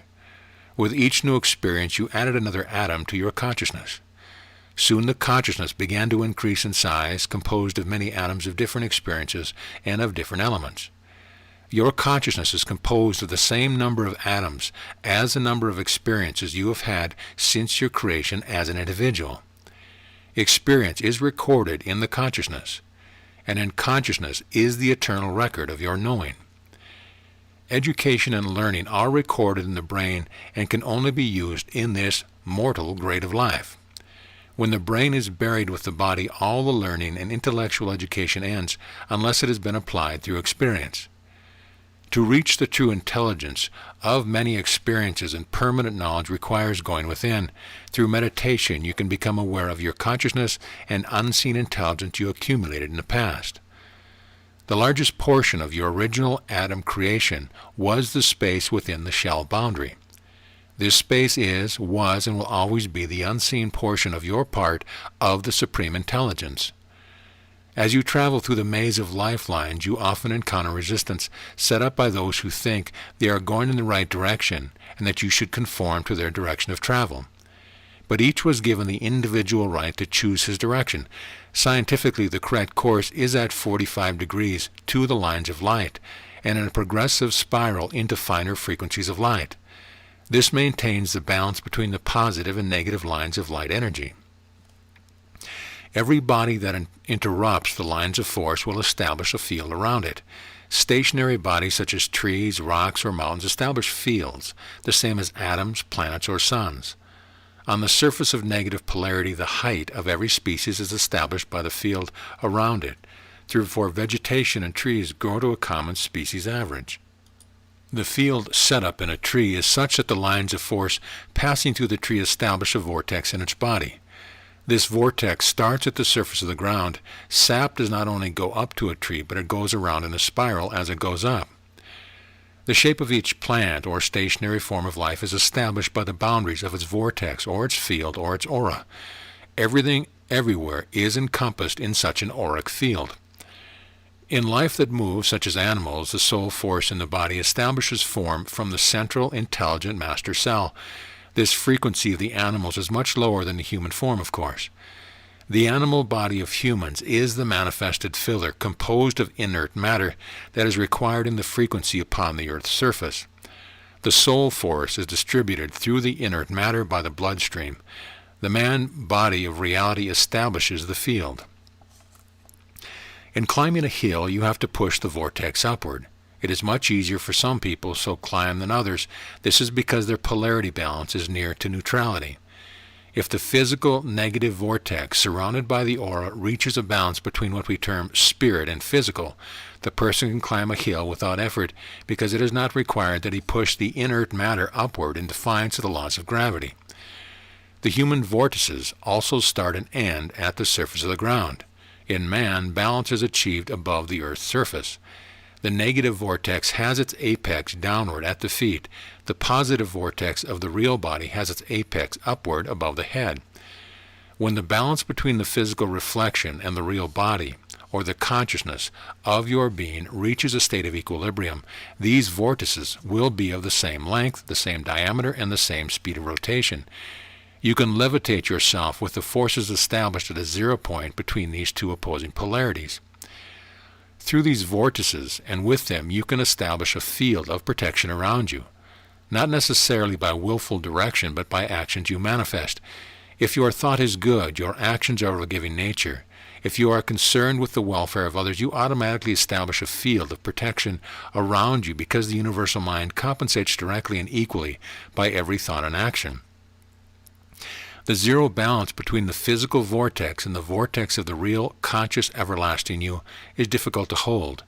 You may be unbalanced slightly in one direction or the other, in one belief or the other, in the manifested action you perform. The purpose in your being on the surface of the planet is to bring about a balance, first in your own control, and next, a balance between each of you, an understanding, a compassion, a love that is not expressed in words.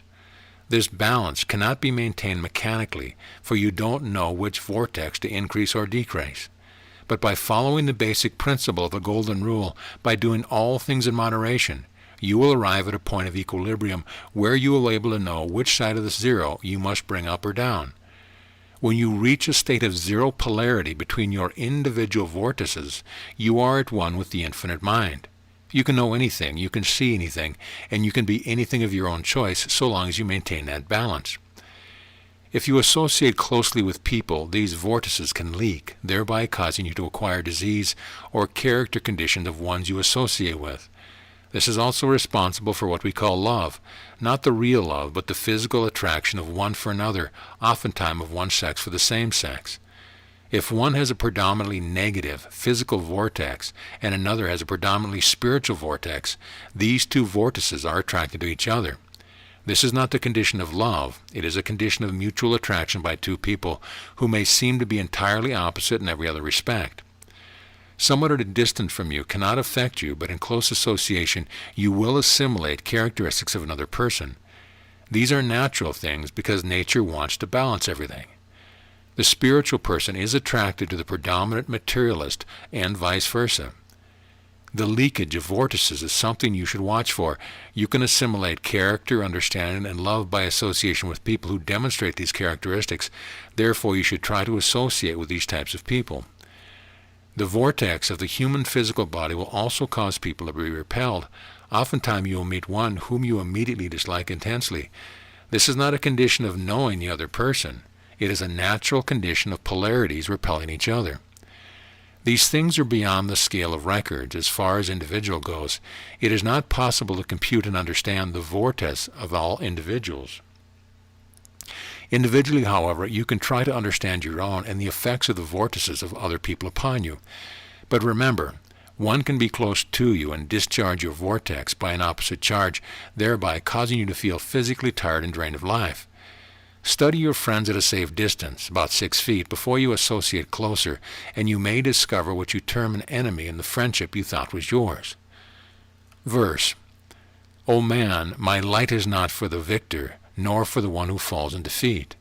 My light is to the one who gains understanding of my ways. My arms are not extended either to the right or the left, but are centered to balance the living individual parts of my being. Though forces may oppose your every move, my strength lies in the power to meet the opposition. Though evil may tempt you, my light is brightest when the evil is overcome, for evil is not of my creation, O man. Evil is brought about by those who falter on the way to me. Never, never in all my eternity shall man control the path to me. The paths are my ways, and man can only travel on my path. In all my doings I have brought about a pattern of progression. None can turn about my works, none can interpret my way. Those who follow in darkness can only trip themselves. Stand within the light of me, for I am light of thee, O man. And I can only shine when you have made the way in progress of my doing. Lean not upon another, only accept thy brother as one to help one to assist along the way, that unity in numbers may bring about progress in my infinite light. Fear not, there is no fear within my being of you. Fear is only added by the things that you do not know within the pattern of my ways. Reach within, I am there. None can scare you where you find the me in thee. Stand upright. Death is only that which adds to those who have performed the grade. Fear no evil. Stand within my light. Feel my living light within you. Know that I am there throughout eternity. Chapter 6. The Angels of Space. And the angel that talked with me came again, and waked me, as a man that is wakened out of his sleep. Zechariah 4:1. This paragraph fits almost exactly the experience that I had on August 24th, 1953. Angels were always considered by me to be some vaporous type of afterlife that just floated about here and there. My entire concept of things changed with the physical manifested experience of one of these angels to me. From the position of the full moon, I judge it to be about 2 a.m. Here on the desert it is nearly as bright in full moonlight as it is in daylight. I awakened, not knowing why, but sensing that something had happened that had disturbed me. We sleep outside about 6 months out of the year, so that you can see that our bedroom was readily accessible. As I looked up from the bed, I saw a man standing about 6 feet away from the foot of the bed. This was not uncommon, as we operate a public airport, and we have been awakened many times by our dogs barking at people coming in during the night. However, at this time not a sound was heard from the dogs. This I recall later, and it was certainly unusual. I asked the man what he wanted, thinking his car might have given him trouble, and he had walked into the remote airfield as many others had done before. At the same time I sat up in bed. Beyond the man, about 100 yards away, hovered a glittering, glowing spaceship, seemingly about 8 feet off the ground. I knew then that he was not having car trouble. The man said, "My name is Solgunda. I would be pleased to show you our craft." My left hand and arm were still under the covers. I pinched my wife in the side to awaken her. Solgunda smiled, like he knew what I was doing. I pinched her again. She normally wakens very easily. I didn't want her to miss what was taking place. Solgunda smiled again, still no response from my wife, so I pinched her hard. Solgunda nearly laughed aloud. My wife didn't wake up, and somehow I realized Solgunda had her under some kind of control. I hopped out of bed clad only in my undershorts. Solgunda preceded me for a few yards, and then I caught up with him and walked beside him. Not a word was said as we walked to the ship. In fact, I never said another word to him. From the time I got out of bed until I returned to it, every time I thought of something to say, he was answering me before I could speak the first word of any sentence. This proved to me their perfect ability to communicate by thought transference.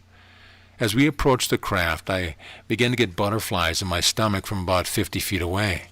Coming nearer, my hair seemed to want to stand up on end. This feeling disappeared instantly upon entering the ship. The craft was about 36 feet in diameter and about 19 feet high. It looked like the same type that George Adamski photographed in his close-up. The interior was about 18 feet in diameter and about 10 feet high. The walls were of some opalescent material like our imitation mother of pearl.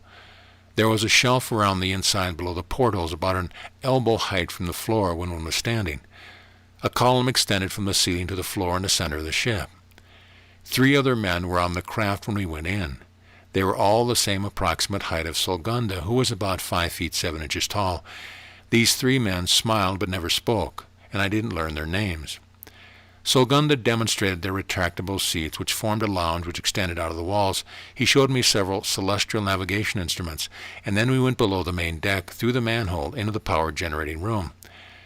Below the deck it was necessary to crouch down on a circular catwalk. There the power mechanism was exposed to view, and I understood the principle of operation which Solgunda apparently picked up by telethought. We left the ship after what I judged to be about 20 minutes. Solgunda walked back to bed with me, where my wife was peacefully sleeping. When I climbed back into bed, I wondered if the strange feeling I had in my stomach was going to affect me in any way. Before I could put all the thoughts into words, Solgunda said, "No, you'll be all right," and instantly disappeared. About a minute later, the ship slipped slowly into the sky and was out of sight in less than a minute. Later we checked the hovering spot with a magnetic compass. The vortex set up by the field from the ship would swing the needle 10 degrees easterly in walking to the vortex center, and 5 degrees westerly in passing out of the center on the opposite side. People who went there a week later to eat their lunch became nauseated and couldn't eat. I now know the angels are people that come out of space. They not only colonize planets and communicate by thought, but they spend their time helping other people understand life. Right now they are around and on our planet to help humanity out of the mess we have gotten ourselves into. People are people everywhere in the Creator's universe. The only difference is that most of them have followed the universal laws and thereby progressed, while we on Earth have not. You had a body before you came here on Earth, and you'll have another one when you leave. But maybe then you'll be called an angel. Genesis tells of God making man, but it doesn't say anything about him making angels. This further proved to me that angels are the race of man. The first mention of an angel in the Bible comes in Genesis 16:7. In this verse, the angel is referred to as an angel of the Lord. The sages of biblical times knew the mysteries and actions of the esoteric laws. Thus it was known to them that everything that was motivated by natural forces traveled in an arc or a curved path. Anything that moved in an other path of motion was unnatural and was symbolically termed an angle. People living in Abraham's time therefore referred to anything that was of an unnatural motion by their point of view on the Earth's surface as an angle. These people didn't know anything about weather balloons, modern airplanes, and high-flying jets. They only knew that they flew in the sky were winged birds. When they observed a spacecraft or men coming out of the sky, they naturally pictured them with wings like the birds. Since the appearance of men or ships in the sky was not a naturally happening occurrence, they symbolized the sky visitors as angels. The way these people record any happening was to have one of their scribes write it down. Like a newspaper reporter of today who wasn't present at the actual scene, the scribe had to write to it as it was described to him by witnesses. Whenever the people wanted a copy of a written record, they found a scribe to copy it for them. The scribes of those days got things twisted as badly as the reporters and newspapers of today do. Due to error interpreting the symbol, the scribes in copying the account of the angels coming out of the sky wrote angel instead of angle. All copies made from any erroneous one usually repeated the same mistake, so angels became angels. In a number of the experiences describing contacts with the people in the spacecraft, the Earth people making the contact stated that the space people disappeared before their eyes. As this also occurred to me during my contact, I can understand their amazement. The uninformed would say they dematerialized. The technically minded person would say they went into the fourth dimension. The psychiatrist would say that the people suffered from hallucination. None of these are true. The reason our space friends can disappear is because our physical vision depends on light reflection off things in order to see. The wavelength of visible light extends from approximately 4,000 angstroms, the extreme violet, to 7,700 angstroms, extreme red. Compared with known radiation spectrum as a whole, the range of physical vision is extremely limited. This is comparable to looking at the landscape through a crack between two boards and seeing that the landscape outside the range of vision doesn't exist or is dematerialized or is a hallucination. Our space friends know light inside out and backwards.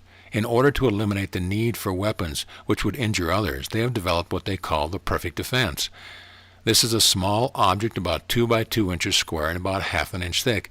It has rounded corners and is generally carried on a cord around the neck and suspended under the blouse.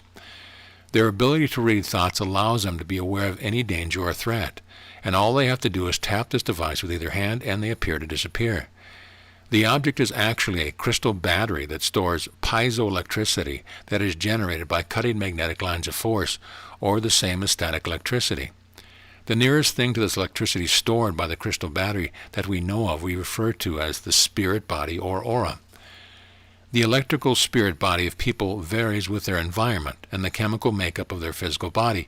This is why you feel good when you are with some people and feel drained or exhausted after association with others. Some people have strong spirit bodies than others. When the scout ship landed here in August of 1953, I observed this object. Solgunda was turning it by the corners between his hands. Suddenly he opened two opposite ends of it and pointed at the granite rocks of the mountains. I saw a pencil-lead-sized stream of light between the object and the mountain. I thought he was shooting something near the mountain. Later he explained that he was charging a device. He said they charge various other pieces of their equipment over granite mountains. This is due to the piezoelectric effect set up by quartz in its granite matrix. When they discharge the crystal battery by pressing on either side of it, it releases the charge into their electric body or aura and causes light to bend around them, therefore appearing to disappear to the limited physical vision of anyone who is watching them. They do not dematerialize or go into another dimension. They are just as solid and physical as always, but they are outside of the limits of physical vision. This same device was used by the man Jesus when he disappeared out of the crowds of people, and again when he reappeared under the people after 3 days. In St. Luke 24:13-21, it tells how two of the people walked down the road talking with them. Verse 31 said, "And their eyes were opened, and they knew him, and he vanished out of their sight." Some teachings would have you believe that this was the vision of the people had. Jesus discounted this himself in St. Luke 24:36-39 when he said, "Handle me and see, for the spirit hath not flesh and bones, as ye see me. 2 women shall be grinding together, the one shall be taken, and the other left. 2 men shall be in the field, the one shall be taken, and the other one left." St. Luke 17:35-36. Either you have faith in the prophecy of the Bible, or you must reject the whole book. The Bible is an accurate account of events that repeat themselves in cyclical repetition. The above paragraphs say a division of humankind will be made. One shall be taken, and the one shall be left. Who is to make the decision? Who will do this judging of humanity to see who will be taken and who will be left? Every day that passes, you individually are establishing your right to be taken by the way that you live. You are manifesting your choice by your action and your thinking. Each person adds increase to their vibratory body aura by conforming to the laws of the universe. Your aura, or the frequency of the body force field, will determine whether you are taken or left. A definite vibration will be established in the force field surrounding each spacecraft that will pick up people. If your body aura or force field conforms with or exceeds the established level of the spacecraft force field, then you will enter the ship. Remember, you are now qualifying or disqualifying yourself to be taken aboard. None can qualify another. Jesus cannot save you. Some narrow-minded sects of religious fanatics have established that only 144,000 people will be saved. Of course, they are part of the chosen few. Those who will be taken and those who will be saved are two separate conditions. The next thing one asks is, where will the people who are picked up be taken? This is answered in St. Luke 17:37. And they answered and said unto him, Where, Lord? And he said unto them, Wheresoever the body is, thither will the eagles be gathered together. Naturally, the eagles gather together in the sky. This was said in a parable at that time because the people in the biblical days didn't know what it was to fly in the skies. It was not meant for the people of those days. It was said for the people of our time. The space people, or angels, explain that the people who have been taken aboard their craft in those times were not taken aboard because they were better than anyone else. They explain that those people were taken aboard for their own test purposes, to see how different types of people would react. Each one which has been so honored was readily accessible in a remote place. They were of cooperative minds, and each represented a different type of Earth people. This mass pickup of people will take place prior to the planets rebalancing on new poles. This cataclysm will wipe out the destructive mammon lover who will be left on the Earth. After the Earth is re-stabilized on its new poles and the continents and oceans have changed, then the people who have been taken up in the air will be landed back on the surface. Watch ye therefore and pray always, that you may be accounted worthy to escape all these things that shall come to pass, and to stand before the Son of God. St. Luke 21:36. O man, in the rings established within the light of me, orbiting my system, I am potency that moves a nebula, that causes suns to shine. Though some upon this portion of myself have devious ways to violate my infinite wisdom, it is not I who judge nor pay the price. As in my cycles, as in my phases, as in my eons, I have established precision in the order of my parts. And though a voice comes through to you unrecognized by mortals, realize in the voice, I am the potent substance forever of life, pulsing through your being unto eternity. I separate the white from black, and color boundaries do I set, for all my creations are of me, from lowest animal to tree and all that is. I am the unseen force that manifests in everything you do. Impotent substance clay of me cannot interfere, except to bring about conditions that reflect upon the garment that you wear. O man, never shall you find an end to me. There is no place I cannot be an M. You make your hell by deeds you do in violation of my ways. One who says, hell is a place in my infinity, is violating me. Reaction is the only hell, rebounding from a spell when you excluded me, O man. Some preach there is a hell for others, never for themselves. Watch out for this. Their ego is leading them astray. Through space and time and place, remember, I am there and here with you. I have no hell for man of me. Man who believes there is a hell is reviving imagery of experiences he has had all along the road to me. Chapter 7. Prodigal Mother. The levels or strata of substance around the crust of the earth are separated by insulations of the one still light. These layers of insulation are the activating intelligence of the Creator in relation to our planet. Intelligence infiltrates all the matter in the substance strata. Each alternate matter strata is of opposite polarity and rotates opposite to the matter strata on each side of it. The earth is a battery. The strata are the plates. God separates and centers all things through the G lines of still light. He activates all things through the A positive and B negative lines of force. The center of our planet consists of a sun. The sun, as the core, rotates in the opposite direction to the moving crust. Between the fiery center of the positively charged core and the negative crust is an isolating, non-conductive strata of fluid glass or obsidian 600 miles in thickness. All ruptures of the crust are caused by atmospheric conditions. There are several well-defined areas on the surface of Earth where vortices of magnetic energy are located. In due time, these vortices will bring about the rupture of the crust, termed volcanic action. The earthquake faults were brought about by interruptions of the force field around the Earth.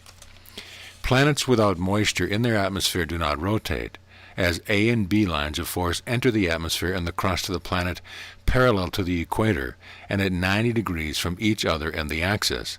They spiral to each pole and arrive there before the planet is made 1/4 of a turn. Emitting from the poles, they encounter resistance in the form of uninterrupted A and B lines of force, bringing about the phenomena termed aurora. Every planet in the universe moves in curved lines of travel. This is not because they were thrown off by the sun or central body. If they were, they would not orbit. Anything thrown off of a rotating object will travel in a straight line outward, though on the Earth it may fall because of gravity. The reason planets or electrons orbit around a central body is because they are powered by light energy. Space outside of the Earth's atmosphere is blacker than the blackest ink. Our sun looks like any other bright star, not like a ball of fire. Only the brightest stars can be seen. Pictured in the drawing is what has often been termed the 4 dark corners. The positive quarter or spring season of the Earth's orbit is only predominantly positive relative to the Earth's passing through it. At all other times when light energy is not interpreted by a body or a planet, the negative or female lines of force predominate. The old axiom, women first, is applicable throughout the universe. As the sun crosses the Earth equator on March 21st, it affects a positively charged cyclic predominance in the negative northern hemisphere. In the arc from March 21st to September 23rd, the sun tries to attract the Earth to it. This causes the negatively charged Earth to describe the arc of its orbit from March 21st to June 21st. This is noted in the drawing as the positive quarter. The reason the Earth proceeds toward the negative lines of light energy in the positive quarter is because the negative lines of light energy have been weakened from passing through the sun's force field or positively charged vortex. As the Earth moves from June 21st to September 23rd, it starts in a downward direction of its elliptical arc. This is called the active quarter. These conditions are being viewed from the northern hemisphere in this explanation. In the southern hemisphere, the active and rest quarters would be opposite from those shown here. As a negatively charged Earth follows its path in the active quarter, it is attracted by the positive sun on the negative northern hemisphere and by the negative lines of light energy which are acting on the positive southern hemisphere. The positive lines of light energy are repelling on the positively predominant southern hemisphere. The active quarter is summer, our hottest season of the year. This heat is caused by the increase in resistance, set up gradually by the sun extending its path on the Earth laterally to its northernmost extreme. In the daytime, it is hotter because the sun is farther into the negative northern hemisphere, thereby setting up more resistance in our negatively charged atmosphere and the negatively charged crust of the negative hemisphere. At the midway point between June 21st and September 23rd, the Earth also reaches its maximum exposure to the resistance of both the positive and negative lines of light energy. This increase in resistance from all three forces at the same time generate more heat. As the Earth proceeds in its path from September 23rd to December 21st, the days become shorter as the sun starts changing from the equator into the positively charged southern hemisphere. The positive sun's effect on a positive hemisphere repels the planet. The negatively charged light lines of energy predominate and repel the planet from their direction to travel, causing it to arc through its orbit to December 21st. From December 21st to March 21st, the negative predominance of the lines of light energy are again decreasing, and at Z in the rest quarter, all forces reach balance for an instant. At Z in the rest quarter, the field or vortex of the sun decreases both the positive and negative lines of light energy. The sun has reached a halfway point between the equator and its southernmost lateral extreme. The positive lines of light energy begin to attract the negatively charged planet and the increasing predominance of the negatively charged northern hemisphere. The sun begins to attract the increasing negative predominance of the planet, and the negative lines of light energy begin to repel the increasing negative predominance of the northern hemisphere. The sun and all of our planets are moving through space in the direction indicated by the arrow in the rest quarter of the drawing. Everything in the universe is trying to reach balance by traveling in the rest quarter direction. The fact that the Earth has more land mass in the northern hemisphere than in the southern hemisphere is the reason for the Earth's orbit being slightly elliptical. Land sets up more polarity action than water. The sun acts upon the predominance of the polarity of the hemisphere presented to it by the equinox alternation. At March 21st and September 23rd, both the northern and southern hemispheres are attracted and repelled equally and oppositely for an instant by the sun. The sun reaches its maximum attraction on the Earth on June 21st and repels at its maximum on December 21st. The light lines of positive and negative energy act upon the Earth as an alternating, negatively charged body. The sun acts upon the oppositely polarized hemispheres as they are presented to it in the seasons. The relative increase or decrease in polarity action varies continuously depending upon the tilt of the Earth, the resistance of the sun's force field, and effects of the quarterly cycle upon each succeeding cycle. People have less resistance to disease in winter, because at that quarter of the Earth's orbit, the lifeline lines of energy are reduced due to passing through the rotating vortex of the sun's force field. Any change of polarity predominance in the Earth's atmosphere or crust will result in climatic changes. This is how positively charged particles from hydrogen bombs have caused weather changes and extremes throughout the world. Our atmospheric strata is only a thin layer of gases and moisture emitted from the crust. Our frequent charging of the atmosphere with radioactive substances is a slow process of self-annihilation.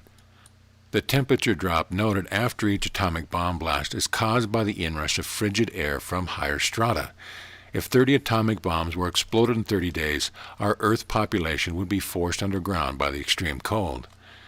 Verse: O man, I expand the buds in the springtime of my seasons. I bring forth hues of colors in the sunset. I breathe forth fragrance from the flowers. I build a nest. I surge with joy and love that you may grow in unity and compassion. I bring about the warmth of my breath in the season of my summers, that man may know the fullness of the harvest, that man may see the repetition of my doing an example all about him. And then I bring the cold, I change my colors, I cool my breath. The leaves of me fall to nourish the soil, that once again I may come into the fullness of my springtime.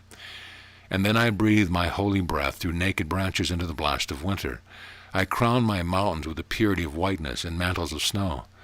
I freeze my rivers so that man may know the change that comes about in the season of my densities. I blast the breath of storm, and I tire of cold and bring my seasons and cycles into repetition. My numberless worlds are there for man, the mysteries are there at hand to see, so man may know the me in thee. When he solves the problems of my doing, then I shall know he will grow in me. He will know with me eternity. This same principle of light energy maintains the Earth's cycle of day and night, temperature, tides, and relation and effects of the moon on the Earth and her people. The sun does not emit life of itself. The sun transmits positively polarized force which reacts upon the Earth because of its negative polarity. The moon is one of the bodies acting as a governor to the Earth. The Earth's tides are a fluid drive connection between the motor generator battery Earth and the governor moon. Gravity on the moon has no effect upon the Earth. The only effect of the moon upon the Earth is by polarity action of the Earth's force field, and by interruption of the light lines of force. The Earth is surrounded by a self-generated force field. Nothing inside of the Earth's force field is affected by anything outside of it, except through the attracting or repelling effects of polarity in the line of light energy or the sun. Gravity within the force field generated by any body is not subject to the action of any body outside of the force field, unless the body outside of the force field is of an opposite polarity. The moon and the Earth are both of negative polarity, as are all humans in their physical substance, and all bodies that can be seen by reflected light. All negative bodies generate a positive force field, and all positively charged bodies generate a negative force field. Temperature is the result of light forces acting in opposition to each other. Magnetism is an effect of primary light energy in opposition, produced as a result of its interruption by any body. Electricity is an effect of magnetism in polarity opposition. Heat is an effect of electricity in opposition. Contraction and expansion are opposite effects of heat, or the lack of it. The Earth's force field is the boundary of everything inside of it. Nothing can come into it or go out of it without conforming to its positive polarity. The space people can alternate the polarity of the force field around their ships to conform to the positive polarity of the Earth's force field while they are passing through it. The moon never was hurled from the Earth, and it will never be part of the Earth due to the Earth's force field. Let us start in the positive quarter and rotate the moon around the Earth. The small arrows shown on the moon indicate the direction of the forces set up by polarity affecting the moon. The A arrows represent attractive forces, and the R arrows stand for repelling forces. At all times, these forces are changing their predominance, which establishes the moon's orbit around the Earth. The moon's orbit speed is fixed according to its change of negative polarity. The secondary light rays from the positive sun and the positive line of light energy warm the morning cycle from 6 a.m. to 12 noon. This occurs by the attractive resistance heat effect in our negative atmosphere and crust of the Earth.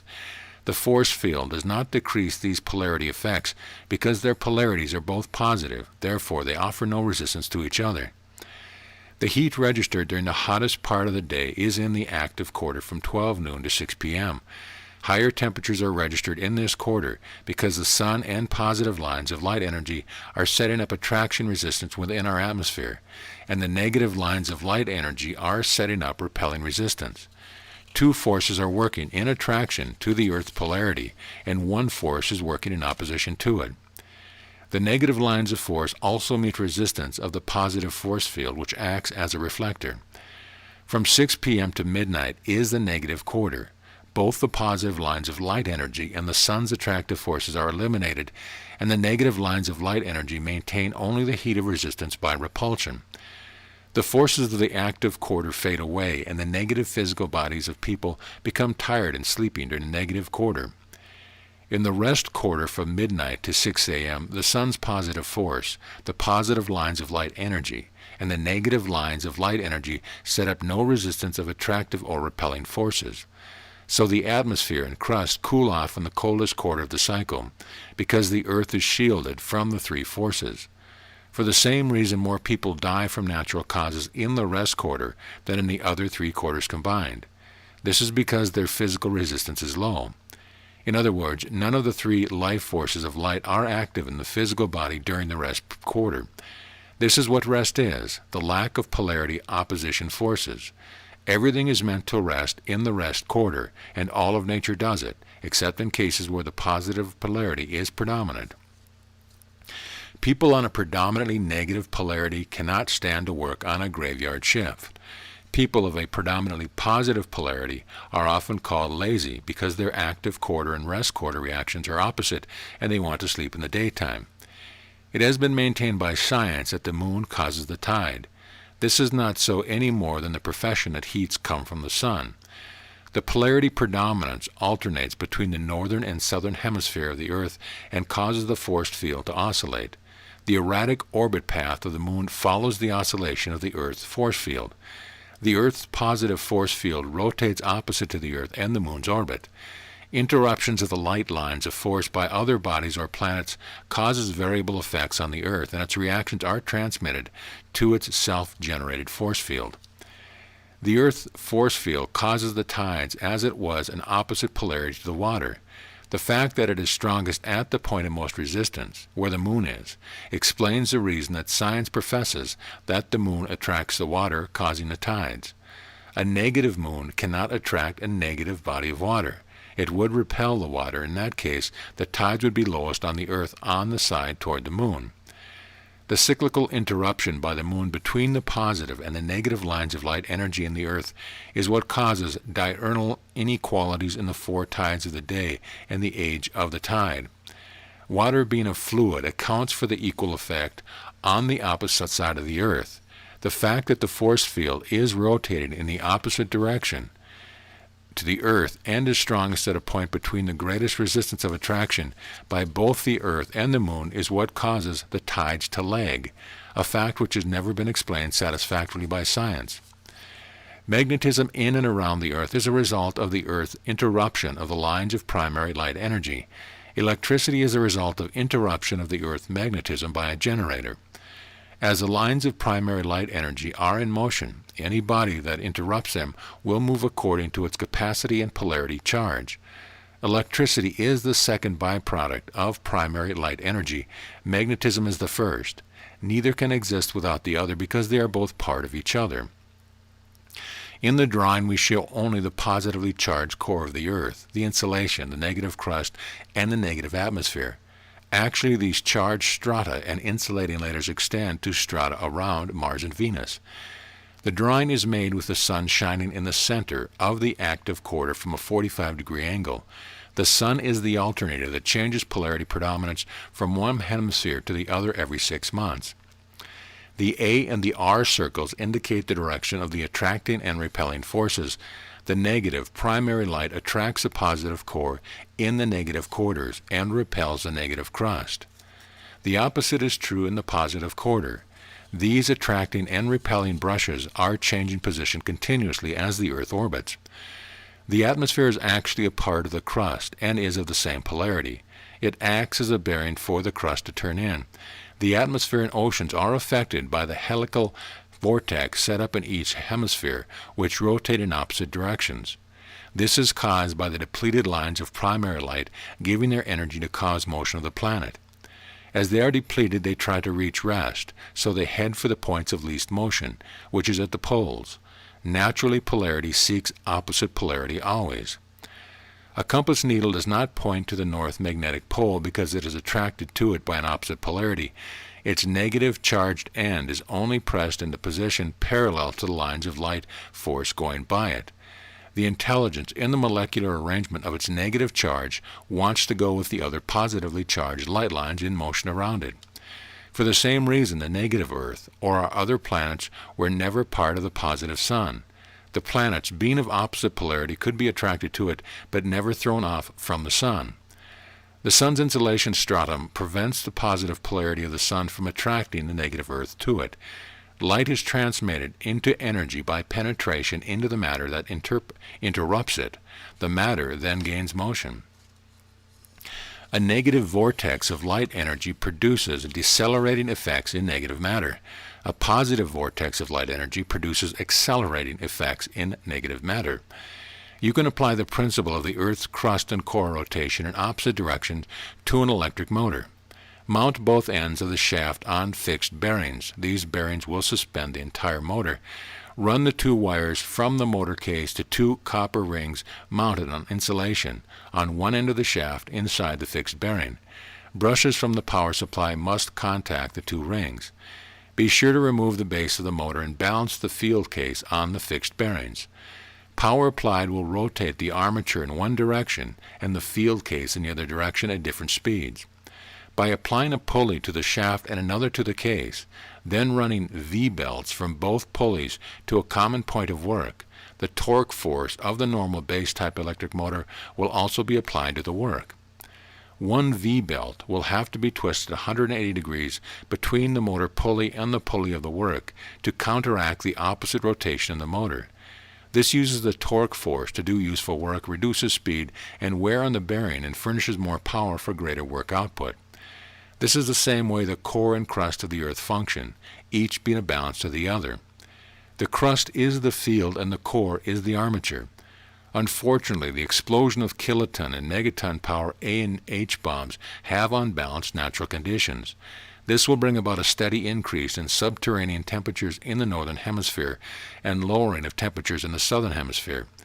The rapid shifting of the magnetic poles registered on the surface is the result of these bombs unbalancing the planet.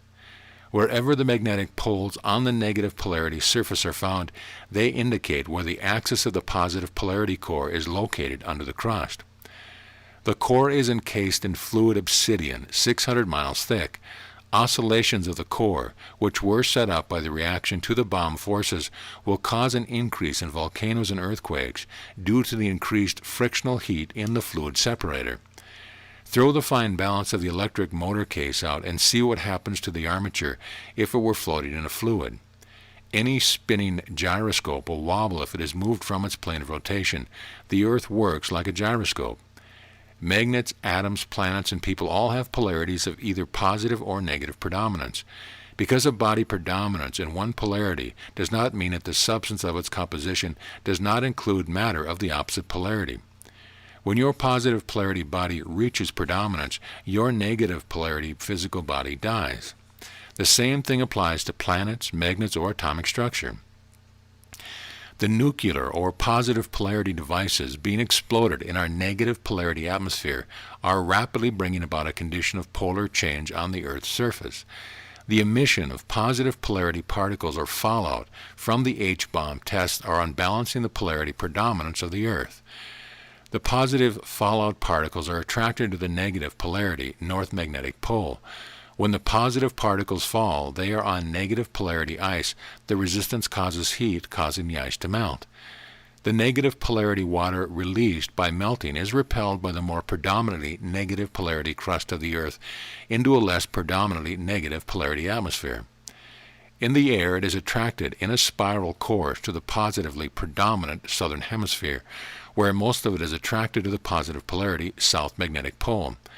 This causes ice to build up at the southern pole and melt at the northern pole, bringing unbalance to the planet's axis indirectly from the explosion of nuclear bombs. The magnetic poles registered on the surface of the Earth crust are in reality the axis points of the Earth's positive polarity core. As more bomb tests transmute negative polarity matter to a positive polarity condition, the effects can be registered in many ways. The magnetic declination shown on the Los Angeles R2 sectional aeronautical chart dated March 10, 1953, shows that the 15-degree east magnetic declination line at 115 degrees 50 minutes west longitude at 34 degrees north latitude line, the chart dated September 27, 1955, shows a shift of the 15 degrees east magnetic declination to 117 degrees 2 minutes west. This is a change of 1 degree, 12 minutes in 2.5 years, or 28.8 minutes per year. Formerly, it was slightly over 9 per year. The main reason for low layers of smog over most of the big cities is because the carbon particles in the air are not repelled upward as they used to be before the advent of the H-bomb test. The polarity of these particles normally become negative. They are becoming less negative due to the fact that carbon assimilates radioactivity on positive polarity. Thus, the repelling action is reduced and the particles hang closer to the surface instead of rising to be dispersed by the winds at higher altitude. Magnetism is the positive and negative fields generated by the revolving planet interrupting the positive and negative lines of primary energy present in all space. Electricity is the force generated by an armature interrupting the positive and negative lines of magnetism. Each has its effect on the other and can be converted into the other. The time field separates all primary polarities, all magnetic polarities, and all electrical polarities. This time field is unseen, infinite, and maintains the balance between the opposite charges present in all bodies. This balance is manifest in all new creation. With the continual testing of nuclear devices, the planet's unbalance will increase by the equal and opposite reaction of polarities coming ever closer to balance. This will bring about more ionization at the atmosphere, with an increase in smog, humidity, and clouds. Then the Bible prophecy will be fulfilled that said, "The sun will no longer give forth her light." Verse: "In the pattern of my ways I live my life in many forms, known and unknown to other parts of me. I live in space of me to constantly supervise my doing. I live in soil to nourish my roots. I am the sap, the blood, and every density I am. I live my life and love it too. Being the loving love of you, thrilling where you express the me in thee. My life is sad only when you are mad at other parts of me, only when you manifest hate to destroy. Then I wait patiently for you to recover, to discover that you have only injured me and thee. Your every fight is my fight too, but not when it is aimed at other beings of me. Your fight is to overcome the urge, to purge yourself of war and woe. None can hold to me and proclaim victory over others of my parts of foe. I am here and there and everywhere. Justice is fair play with me, and mine is my eternity of now. The New Jerusalem referred to in the Bible in Revelation 21:10 is not really new. It is the positive polarity moon that has been orbiting around the Earth for many thousands of years. This satellite, called Shantia by the space people, is a spacecraft. Their name for the Earth is Shan. Chia means child in their language of the Solix Mal, or solar tongue. Therefore the name of this ship is Earthchild in English. This same craft was called the Star of Bethlehem over 1900 years ago at the birth of the child named Jesus. This positive polarity spaceship is square. This is not new information. It has been before our eyes hundreds of years in print, though it was not recognized. Revelation 21:16 tells you, "And the city lieth foursquare, and the length is as large as the breadth, and he measured the city with the reed, 12,000 furlongs. The length and the breadth and the height of it are equal." The reason it was called the Star of Bethlehem was because when it is activated under control, it looks like a star to physical vision. The last time its power units were activated was when the man Jesus was born. This positive star body generates a negative force field around it to protect it when it is in motion as a ship. Beth is used today as beta, meaning negative. Li, L-E, is used today as Leah, L-E-A, meaning a meadow. Hem can be understood by any woman as the thing that goes around the bottom of a dress. Star of Beth-lehem means a positive body with a negative force field around it over a meadow. That is where Jesus was born, in a manger in a meadow. Shantia is orbiting around the Earth in the Earth's positive force field. It cannot be seen by telescopes because it sets up no resistance to the sun's positive rays. The Bible tells further in Revelation 21:11, "Having the glory of God, and her light was like unto a stone most precious, even like jasper stone, clear as a crystal." The seven lights are spoken of in Revelation 1:20. The mystery of the seven stars which thou sawest in my right hand, positive polarity, and the seven golden candlesticks, the seven stars of the angels, space people of the seven churches, seven levels of life around the earth, and the seven candlesticks which thou sawest are the seven churches. The population of this level of life on earth is composed of people from the other six levels. Chapters 2 and 3 of Revelation tells which of the levels you are from. One of these seven church descriptions fits every mortal in this level. The population of Shantia is given by Revelations 5:11, "And I beheld, and I heard the voice of many angels round the throne and the beast and the elders, and the number of them was 10,000 times 10,000 and thousands of thousands." Verse: "I am the voice, O mortal man, that whispers in the silence of your being. I am the motion instilled within the fluid dust of the body to encase you in this density of three. I am the softness that all babes know when nestled to the breast of me. I am the hardness of the substance many times beyond the density that mortals know. I am the sun that warms the morn and scorches brow, for you must know within the being of me is thee. And search, though you do not for eons yet to come, I am not there where you may go. I am within you, giving life to the clay, that my motion may be manifest for purposes misunderstood by man. I am not the formula of many, nor of one. My combination varies with each speck of dust, with each drop of rain, with each thought, each individual pain and hope. For I am always surrounding thee, and thee and me, but makes the journey short. Look not afar, look where you are, eternity is now. O man, you need not chart a roadway through the stars to me. You need not cross the land or search beyond the sea. You will find me in the smile and the look of someone you have helped along the way. You have only to search your heart and start to find that I am there, wherever you may be. Though all the roads may lead to me, though my search eternally to find a shortcut in the way, I am there and here, as close to you to me. So reach not for a star afar. Search not in the distance, in the future or the past. At least you are aware that I am there within your being, watching how you treat the me and others of my parts. Chapter 8, Methuselah's Toy. The Great Pyramid, Pyr, means fire. Mid, the equal distance between the extremes. Pyramid, fire or positive light substance in the middle of Giza, Egypt, is the only existent structure on the earth that remains intact after 25,816 years. It is the greatest power plant ever built on this planet. At the time of its use, it could furnish more power than the generation of Niagara Falls could produce in 1,000 years.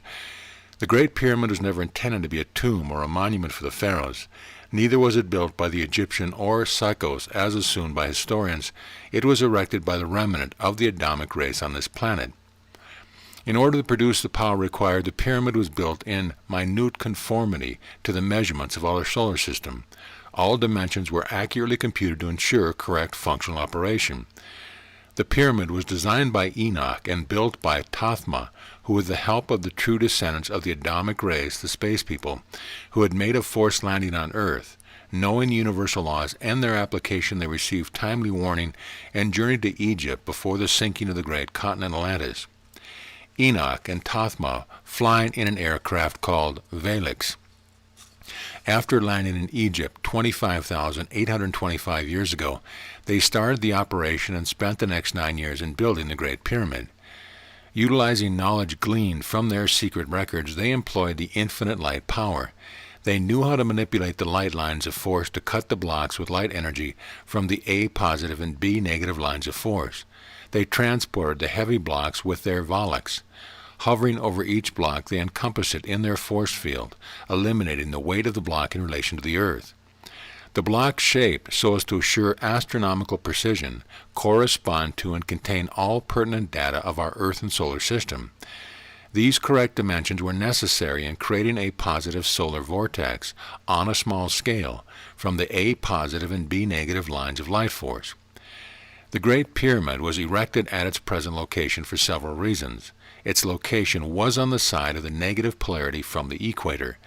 The 30-degree latitude was the maximum vortex belt of both sides of the equator. It was lateral through the Earth to the positive pole of the planet's core. It was centrally located on the Earth's land mass, which was its nearest maximum point of negative polarity. It was opposite to the Earth's largest mass of water, which served as a reflector. The weight of the pyramid had to be tremendous in order to prevent its twisting out of shape or rotating on its base. The controversial capstone and a few courses of block were left off intentionally, as experiments proved they were not needed. As the Earth rotated, each revolution brought the pyramid into a cycle of A positive and B negative lines of force. This caused an increase in the vortex shaft of positive force, the principle of the cyclotron. Thus, after a period of days, the vortex reached and held its maximum force. All this planning and work, astronomy, mathematics, and engineering, was recorded symbolically in the stones as the work progressed. Jesus knew this by intuition and journeyed to Egypt to refresh his memory from the stone records erected by his people. In building this power plant of astounding dimensions, their chief concern was the safe return to their own people. Being endowed with true perception, they visioned the coming cataclysm of the planet and planned on exodus. When the time of the departure arrived, they entered the king's chamber into the pyramid and charged themselves in the super light force vortex.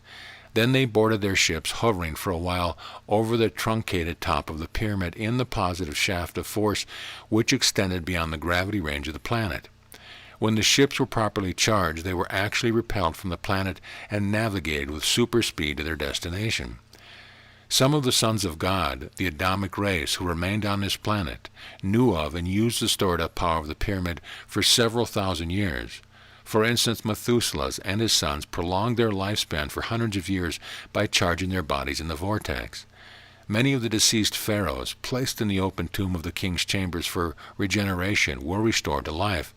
Those who did not revive were left there for a period of 28 days, during which time the mummification took place. However, as the earth moved in the precession of the equinox, the regenerative and rejuvenating powers embodied in the pyramid were lost.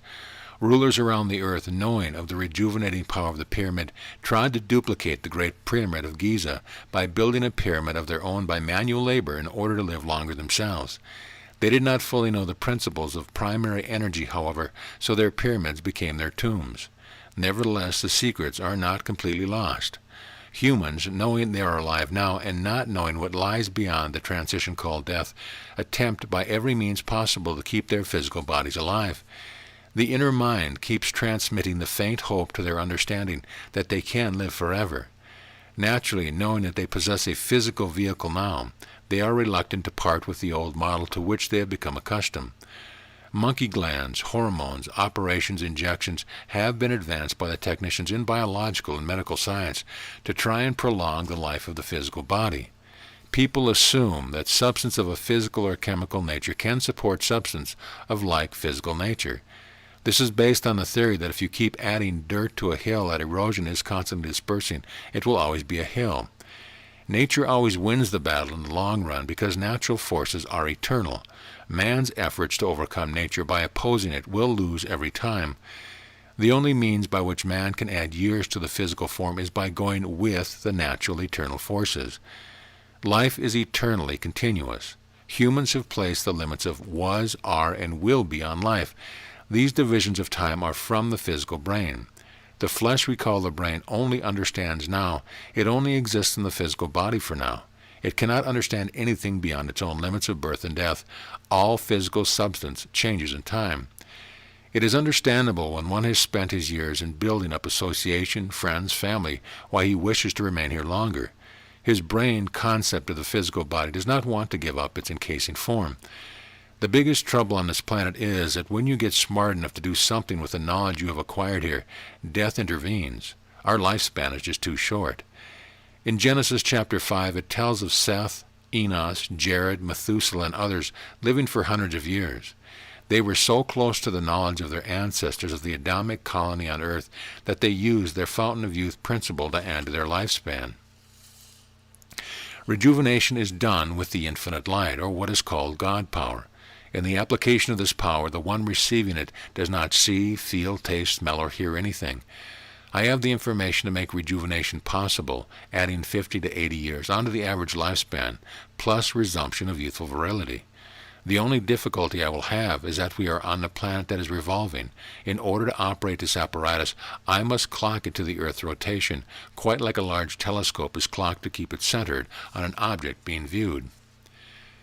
Verse: O mortal beings, though many may express belief in the teachers I have sent, I accept them, providing that the expressions of belief is not a living lie. And those who live my laws and say, there is no God above, them I accept also. Though words may deny my person, the actions prove me in the heart. Belief expressed in words is not verified in fact unless the living brings about the proof. Though multitudes have closed the door that keeps me from being the directing force, I condemn them not. Though laws may make my being infinite and boundless beyond comprehension, I am not there in the individual except as I am expressed in action. O mortals bound in density, look to the examples I have placed around you. Bow not your head to come to me, only prepare that I may be recognized within your being. Stumble not on barriers that mortal eyes fail to see. Build the perception within that which may guide your path, that I may light the way so none shall stumble in progress of eternity. Lean not upon the cane of chance, but only cast a glance in my direction, which is within, to find the way by day or night. I make the path, I light the light. I lead you by the hand, and yet you trust me not, although you profess my being in words. The cycle has come in the circulation of my doing, and now I lead my faithful ones to victory over self. For they shall recognize my image is the light of sight, the light of right, instilled within each of my parts. And though I shake the ashes of my universe, the furnaces of my heat shall ever be the love of me expressed in thee. Chapter 9, The Sword of Damocles. I've explained that nearly everyone on this old earth has more or less dormant potential to communicate by thought.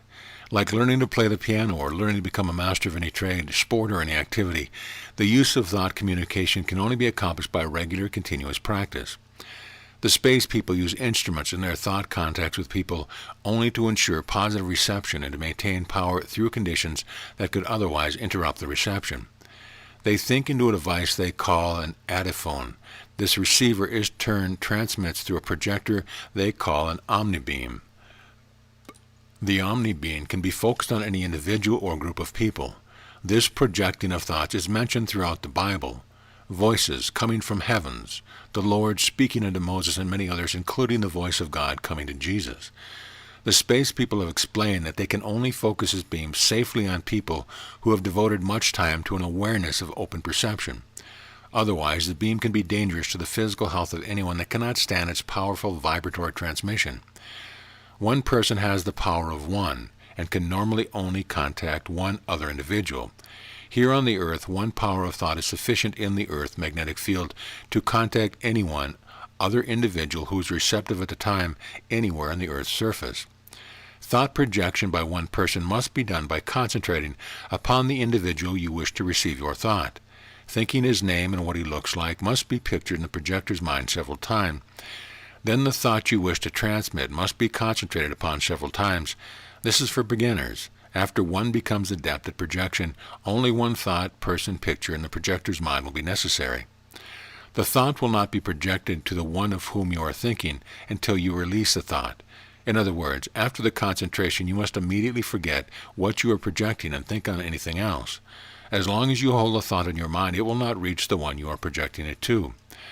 Unless the person you are projecting it to is in a receptive state, he may not receive the thought. To be receptive, you must make your mind a blank. Do not think of anything while trying to receive the thought of others. With continuous practice, your projective and receptive ability will become apparent to you. The power of thought can be increased by the increase in the number of people. One person has 1 power. 2 people have 8 power. 3 people have 512 power. This power cubes its resultant to the maximum of 12 people. This is the formula Jesus gave to the people when the creative spirit spoke through him, saying, "When 2 or more are gathered in my name, there am I also." There is the force that the supreme intelligence used to think the universe into being. Nothing can be manifested without first being thought of by someone.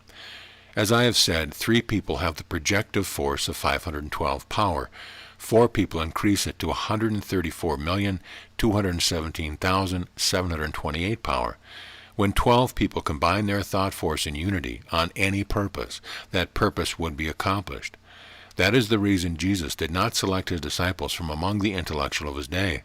He would have had too many fixed ideas to undo in their minds. Instead, he picked common people from among the multitudes, only one of which would even write. He knew that it would be easier to use the power of 12 simple-minded people than to undo the dogma, custom, and religious illusion established in the minds of the learned. Most of the acts Jesus performed were done through the concentrated power of his 12 disciples, with Jesus controlling his tremendous power. These acts have been termed miracles by people who didn't understand them. There are no miracles. Everything comes about by the natural laws of cause and effect. Thought is the causal force of all effects. Thought is of a positive polarity predominance, as it is a causal or projective force. In the physical level of negative polarity predominance, thought cannot manifest by itself. Polarity requires that 2 poles be active to manifest a result. A battery with only a positive pole will not produce current. Duality is required in equal and opposite forces in order to manifest action as the resultant. Motion can only be when unbalance exists. That which is in balance cannot move of itself. Some other force must cause the action. This is why the expression of God helps those who help themselves is a universal law. The Bible tells you that God rested on the 7th day. Nowhere does it tell you that God started creating again. It says that God completed his works. This means that God is still resting and can only be manifested through man, who was given dominion over all things. This in itself is proof of reincarnation. God made the race of man and then rested.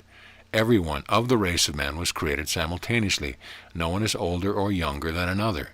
When God rested, creation was terminated by God. Birth of babies on the earth is only the repetition of their eternal creation here or somewhere else in the universe before.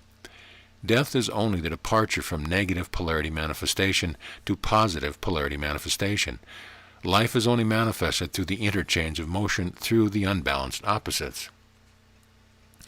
God is no thing. If God were a thing, God would have individuality and could not be infinite. For individuality is only a part of everything. God is referred to as He, the Father, etc. by the Church. This nullifies God's infinity and gives male gender to God. This excludes everything feminine and of a negative polarity. The church would have God in the image of man, rather than man in the image of God. To use God power, you must bring it out of stillness and manifest it through expression or motion to produce a given result.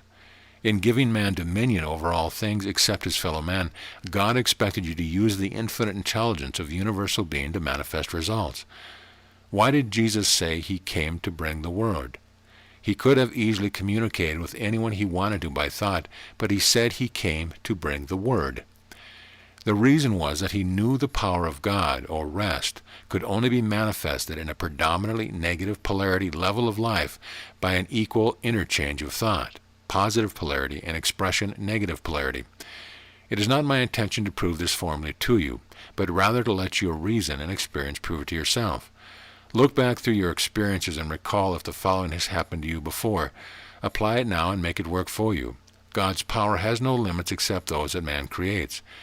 Think regularly every night between 6 p.m. and midnight of something you need. This is projecting positive thought by concentration into the negative polarity receptive lines of force, which alone are active in this quarter of the 24-hour rotation of the earth. Then during the time from 6 a.m. to noon, which is the positive quarter relative to the projection polarity lines on earth, express in words that you do not want the things you thought about during the 6 p.m. to midnight quarter. By attraction, positive thought to negative force and negative expression, the word, to positive force, you can receive that which you have put the forces of the universe in motion for. This should be done regularly, night and morning, for 28 consecutive days, 1 magnetic month, and then release it by forgetting entirely about it. This can be used for others, especially if you do not tell them what you are doing for them. Telling them will bring their mind action into play and will interfere with the results. Once this formula is applied exactly as given, nothing in the universe can prevent the results from manifestation. You must think what you need or others need and use the word or the power of opposite polarity and patiently wait for the result after forgetting about it or releasing it into God's hands. The Creator caused the universe to be. Then all was given under the dominion of man throughout the universe. Man, using the force of thought, can create new things for progression or create new things for destruction. Thought is the prime force, and it is neutral. Words are the effects of thoughts. Whether they be good or bad, words are in the range of our physical hearing. They are the means by which thoughts are conveyed between people with sound. Various languages convey the same meaning by different sounds. There have been many arguments, discussion, and efforts to prove that things and people not seen in our life level can be materialized. The Bible tells many times about angels appearing before people apparently out of thin air. To believe in the Bible of Christianity with the concept that angels appeared in olden time and cannot appear in our time is certainly bull-headed orthodox. This is primarily done by some Christians who do not want angels to interfere with their selfish ways and pleasures.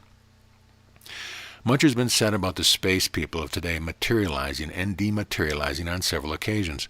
I can truthfully say that I have seen and talked with one of them that instantly disappeared in my vision, but I could still feel him when I touched where I had just seen him. Just as orthodoxy places limits on people's thinking, so does your physical sense of sight place limits on your seeing. Your eyes can only see within the range of the visible spectrum, about 4,000 to 7,800 angstroms in wavelength measurement. You cannot see the air, yet you breathe it. You can see water in its fluid density and its vaporous density, but when the steam is absorbed in the air, you cannot see it. Vibrations from about 20 to nearly 20,000 cycles a second can be heard with ears. Vibrations below our hearing level are called infrasonic, and those above it ultrasonic. Because the 5 lower senses all have limits, people's thinking have become narrowed into a groove that will not allow them to accept anything that is not within these limitations. Many of the space people live in frequencies of life beyond the human limits. By using methods developed by them, they can bring their body vibrations inside our visual limits as easily as we can condense unseen moisture out of the air into water and then freeze it into ice. Many spiritualist mediums can materialize people from beyond the door of death. Do not let yourself be confused, however, with these ectoplasmic figures or the words spoken through them. All figures of people generated through the ectoplasm of another person are from the transition or earthbound level, or are created from the mind of the medium. This is not to be scoffed at, as the power to create from the mind is a great one indeed. None of the space people from other levels of life are ever materialized through a medium. It is not possible to bring through ectoplasmic means anyone from beyond the Earth's force field. In order to progress to the finer frequencies of life in other levels, you must first know where you stand in this level. The creative spirit so designed his light universe that nothing can exceed its individual vibratory qualifications. Your individual record is being made daily by the way you live. Everything you think, say, or do is recorded in your aura. In the life following this one, you will only be able to progress to the highest level in which your light record will vibrate. No one is going to judge you but yourself, and you will be faced with the result of the record you established here. You must conform in the way you live to the laws of the universe. The densities are established by different vibratory frequencies of light.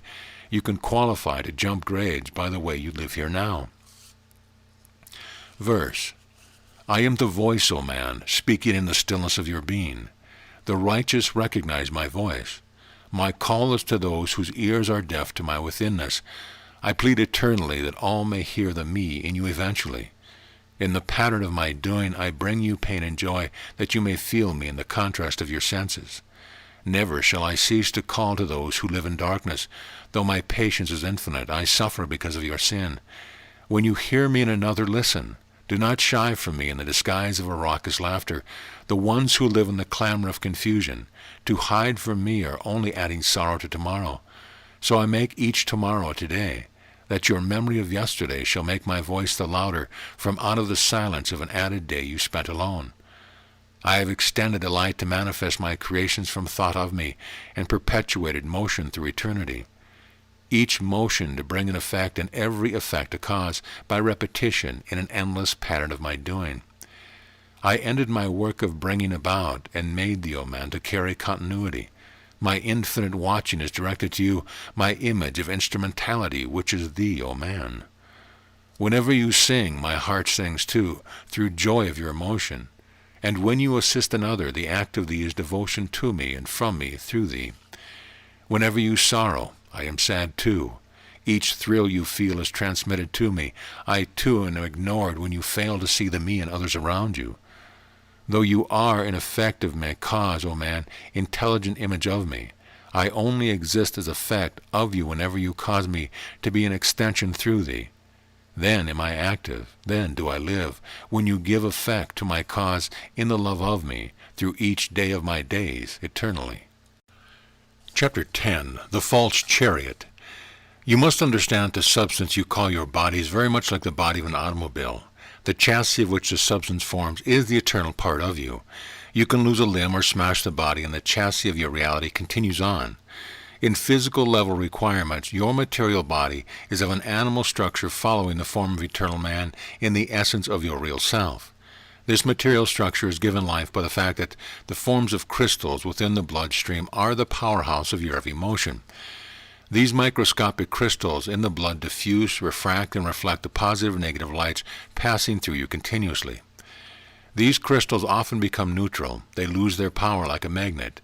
Each of these crystals is polarized and carries polarity and opposition. This brings about the flow of your blood through light energy.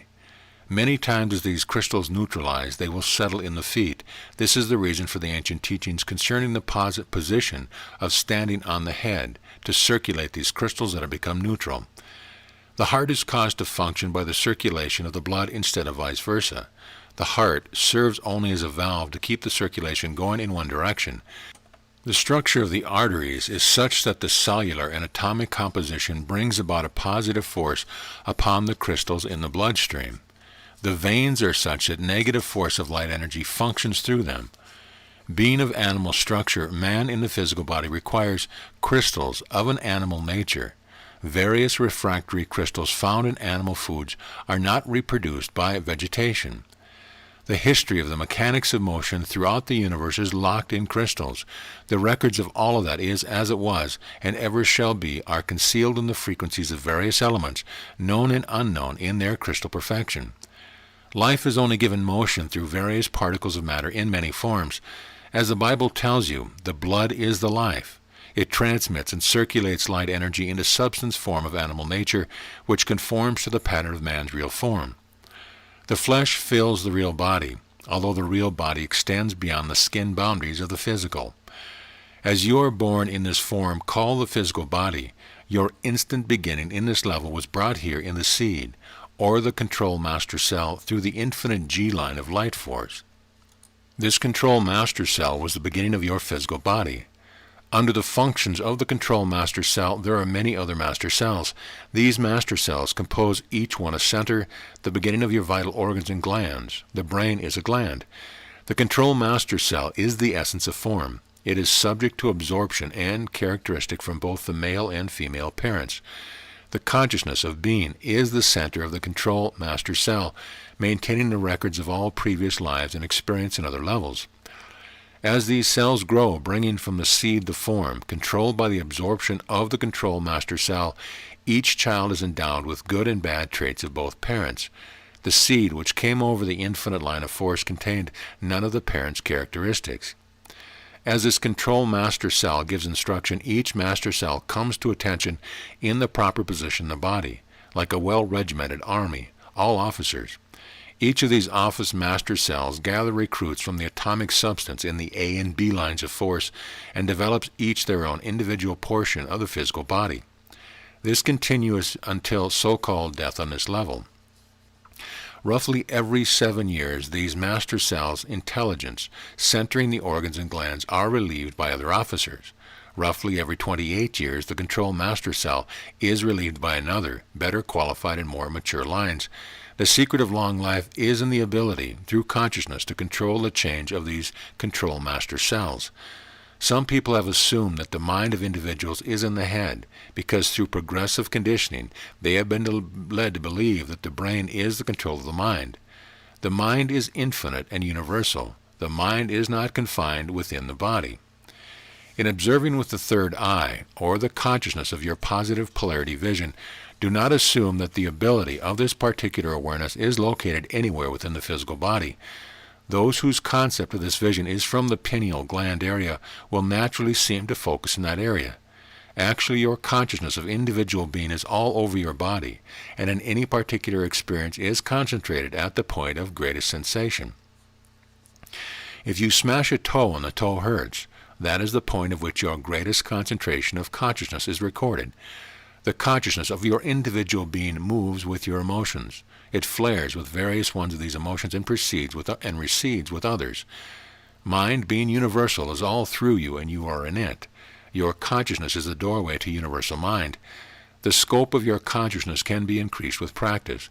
Because you observe ahead of you with your negative polarity physical vision, you assume to look ahead of you with your inner vision. This is limiting your scope. A particular time to practice the expansion of your conscious awareness is when you retire at night. When you close your eyes, do not attempt to concentrate a light or your positive vision at the center of your forehead. Attempt to penetrate into the blackness, into the depth, with your projective inner vision. Look into the darkness, focus deeply and further away. It is possible with practice to focus your inner vision as you do your physical vision. Attempt to extend your inner vision. Penetrate further and further each night into the darkness. If you are outside observing the stars, try to look beyond the stars. In the spaces between them, attempt to see another star where none can be seen with your limited physical vision. This practice with the physical vision will also expand the inner vision. With constant and regular practice, you should be able, within a 6-month period, to throw the limits of your forward vision out. You should expand your inner vision to cover 360 degrees and see as well behind as ahead or to either side. The limits of your forward physical vision are not applicable to the inner vision. The nightly practice will reveal to you that many things are within the scope of your inner vision, and your mind concept enlarges. Your consciousness penetrates with your attempt to extend your inner vision, and you grasp more of what the mind is. What is life? What is light? What is God? Where is heaven? These and many other questions are asked by numerous people daily. Wherever there is life, there is light. And wherever there is light, there is God. Orthodoxy preaches that God is a male gender, saying he or him. This implication gives to the Creator sex. The single one is an iti, composed of uncountable entities. The Creator is a power of infinite, boundless eternity. Wherever life manifests motion, there is soul and polarity opposition. Wherever life manifestation, motion, and consciousness, there is spirit intelligent, present as a part of the creative mind. Dimensionless aspects of individual and density leads to spiral inclinations of finer levels of life. You are all sitting in God, breathing God in, and He is manifesting life in physical form through His right hand of positive polarity and His left hand of negative polarity. In between the uncountable billions of lines of light energy passing through you, there scientifically is God, insulating the oppositely polarized light energies from each other. Centering your consciousness individually, there is the staff of light and life eternal. Though God is still, the opposite light energies are in motion. When you move any muscle, light energy is the motive power. Light energy functions through the spirit. The single one is universal spirit, unseen, potent, supreme intelligence, composed of innumerable individual minds. When you record through any sense of smell, touch, taste, sight, hearing, thought, or being, it is the spirit of you that records the action. The substance of flesh is inert to sensing. The conscious mind of God is yours to use, like a universal library, but each must enter through his individual door to read the records. Mundane philosophies, scientific theories, or religious beliefs do not serve as keys to enter God's house. You each must individually open your own door, and when you do, you will discover first that you were inside all the time, but you are not aware of it. Few people who attend church understand the beginning of the church. The church building today are patterned after an ancient worship. Men and women originally assumed they had reached a state of being part of God, in the ultimate in the physical body. When the woman gave birth to a child, the man and the woman considered they had performed a creative act. This is the primary urge of all creation, to recreate. The understanding of what people was, the two things entered into the act of recreation. The male and female were essential to birth. In the time of the ancients, religious worship was conducted in the open. The ancient rites were conducted where a large rock pointed heavenward, symbolizing the projective male, and where another rock presented a cleavage representing a female. These phallic rites were conducted in reverence, although modern history would lead us to believe that they were sex orgies. The rites were worship in the most sincere form. The church buildings today still present the spire to heaven as a symbol of the projective male. The double open doors will represent the cleavage, the receptive opening of the female. Modern society does not understand sex and its relation to religion. They cannot be separated. The act of bringing a child to birth is not the part of the parent's choice. It is a choice of the child that brings it to birth through the parents. Although many would try to prevent having children, those who are qualified will have children in spite of themselves. Throughout history, sex has been mentioned more than any other subject. The Bible is full of it. Everyone wants to be in on the act because it is a natural, conductive method of recreation. Naturally, when any predominant thought is brought forth, there is always opposition. Those who oppose the recreative act choose to isolate themselves and become ascetics. This is their choice because primarily they do not feel responsible for bringing new life from the old. Many of these so-called masters that have isolated themselves from society are fakes. They are escapists. They are looking for a way out of the responsibility of life. They have no reverence toward anything, although they would present a front to make others believe that they are sacred people. Throughout the universe, birth is a privilege of parents. It is the proof manifest that they are qualified to recreate with the Creator. Recreation is the essential progression of creation. Science is the art of measuring the ever-changing progression. The science converted to the destruction of today will only result in a disaster that will be a lesson for the future. Verse: O mortals cast in destiny of form, I center the light to guide your way. My light is not seen by those who observe only the density of figure. Neither can I violate the laws I have made in the wisdom of my eternal ways. I cannot but stay at rest with you, hoping that the best will reach for me, that I may bring your perception into the light. Man closes doors, man hides himself. He binds himself to possessions of dust, not realizing all is lost to him and lost to me. For only by the progression of thee do I progress.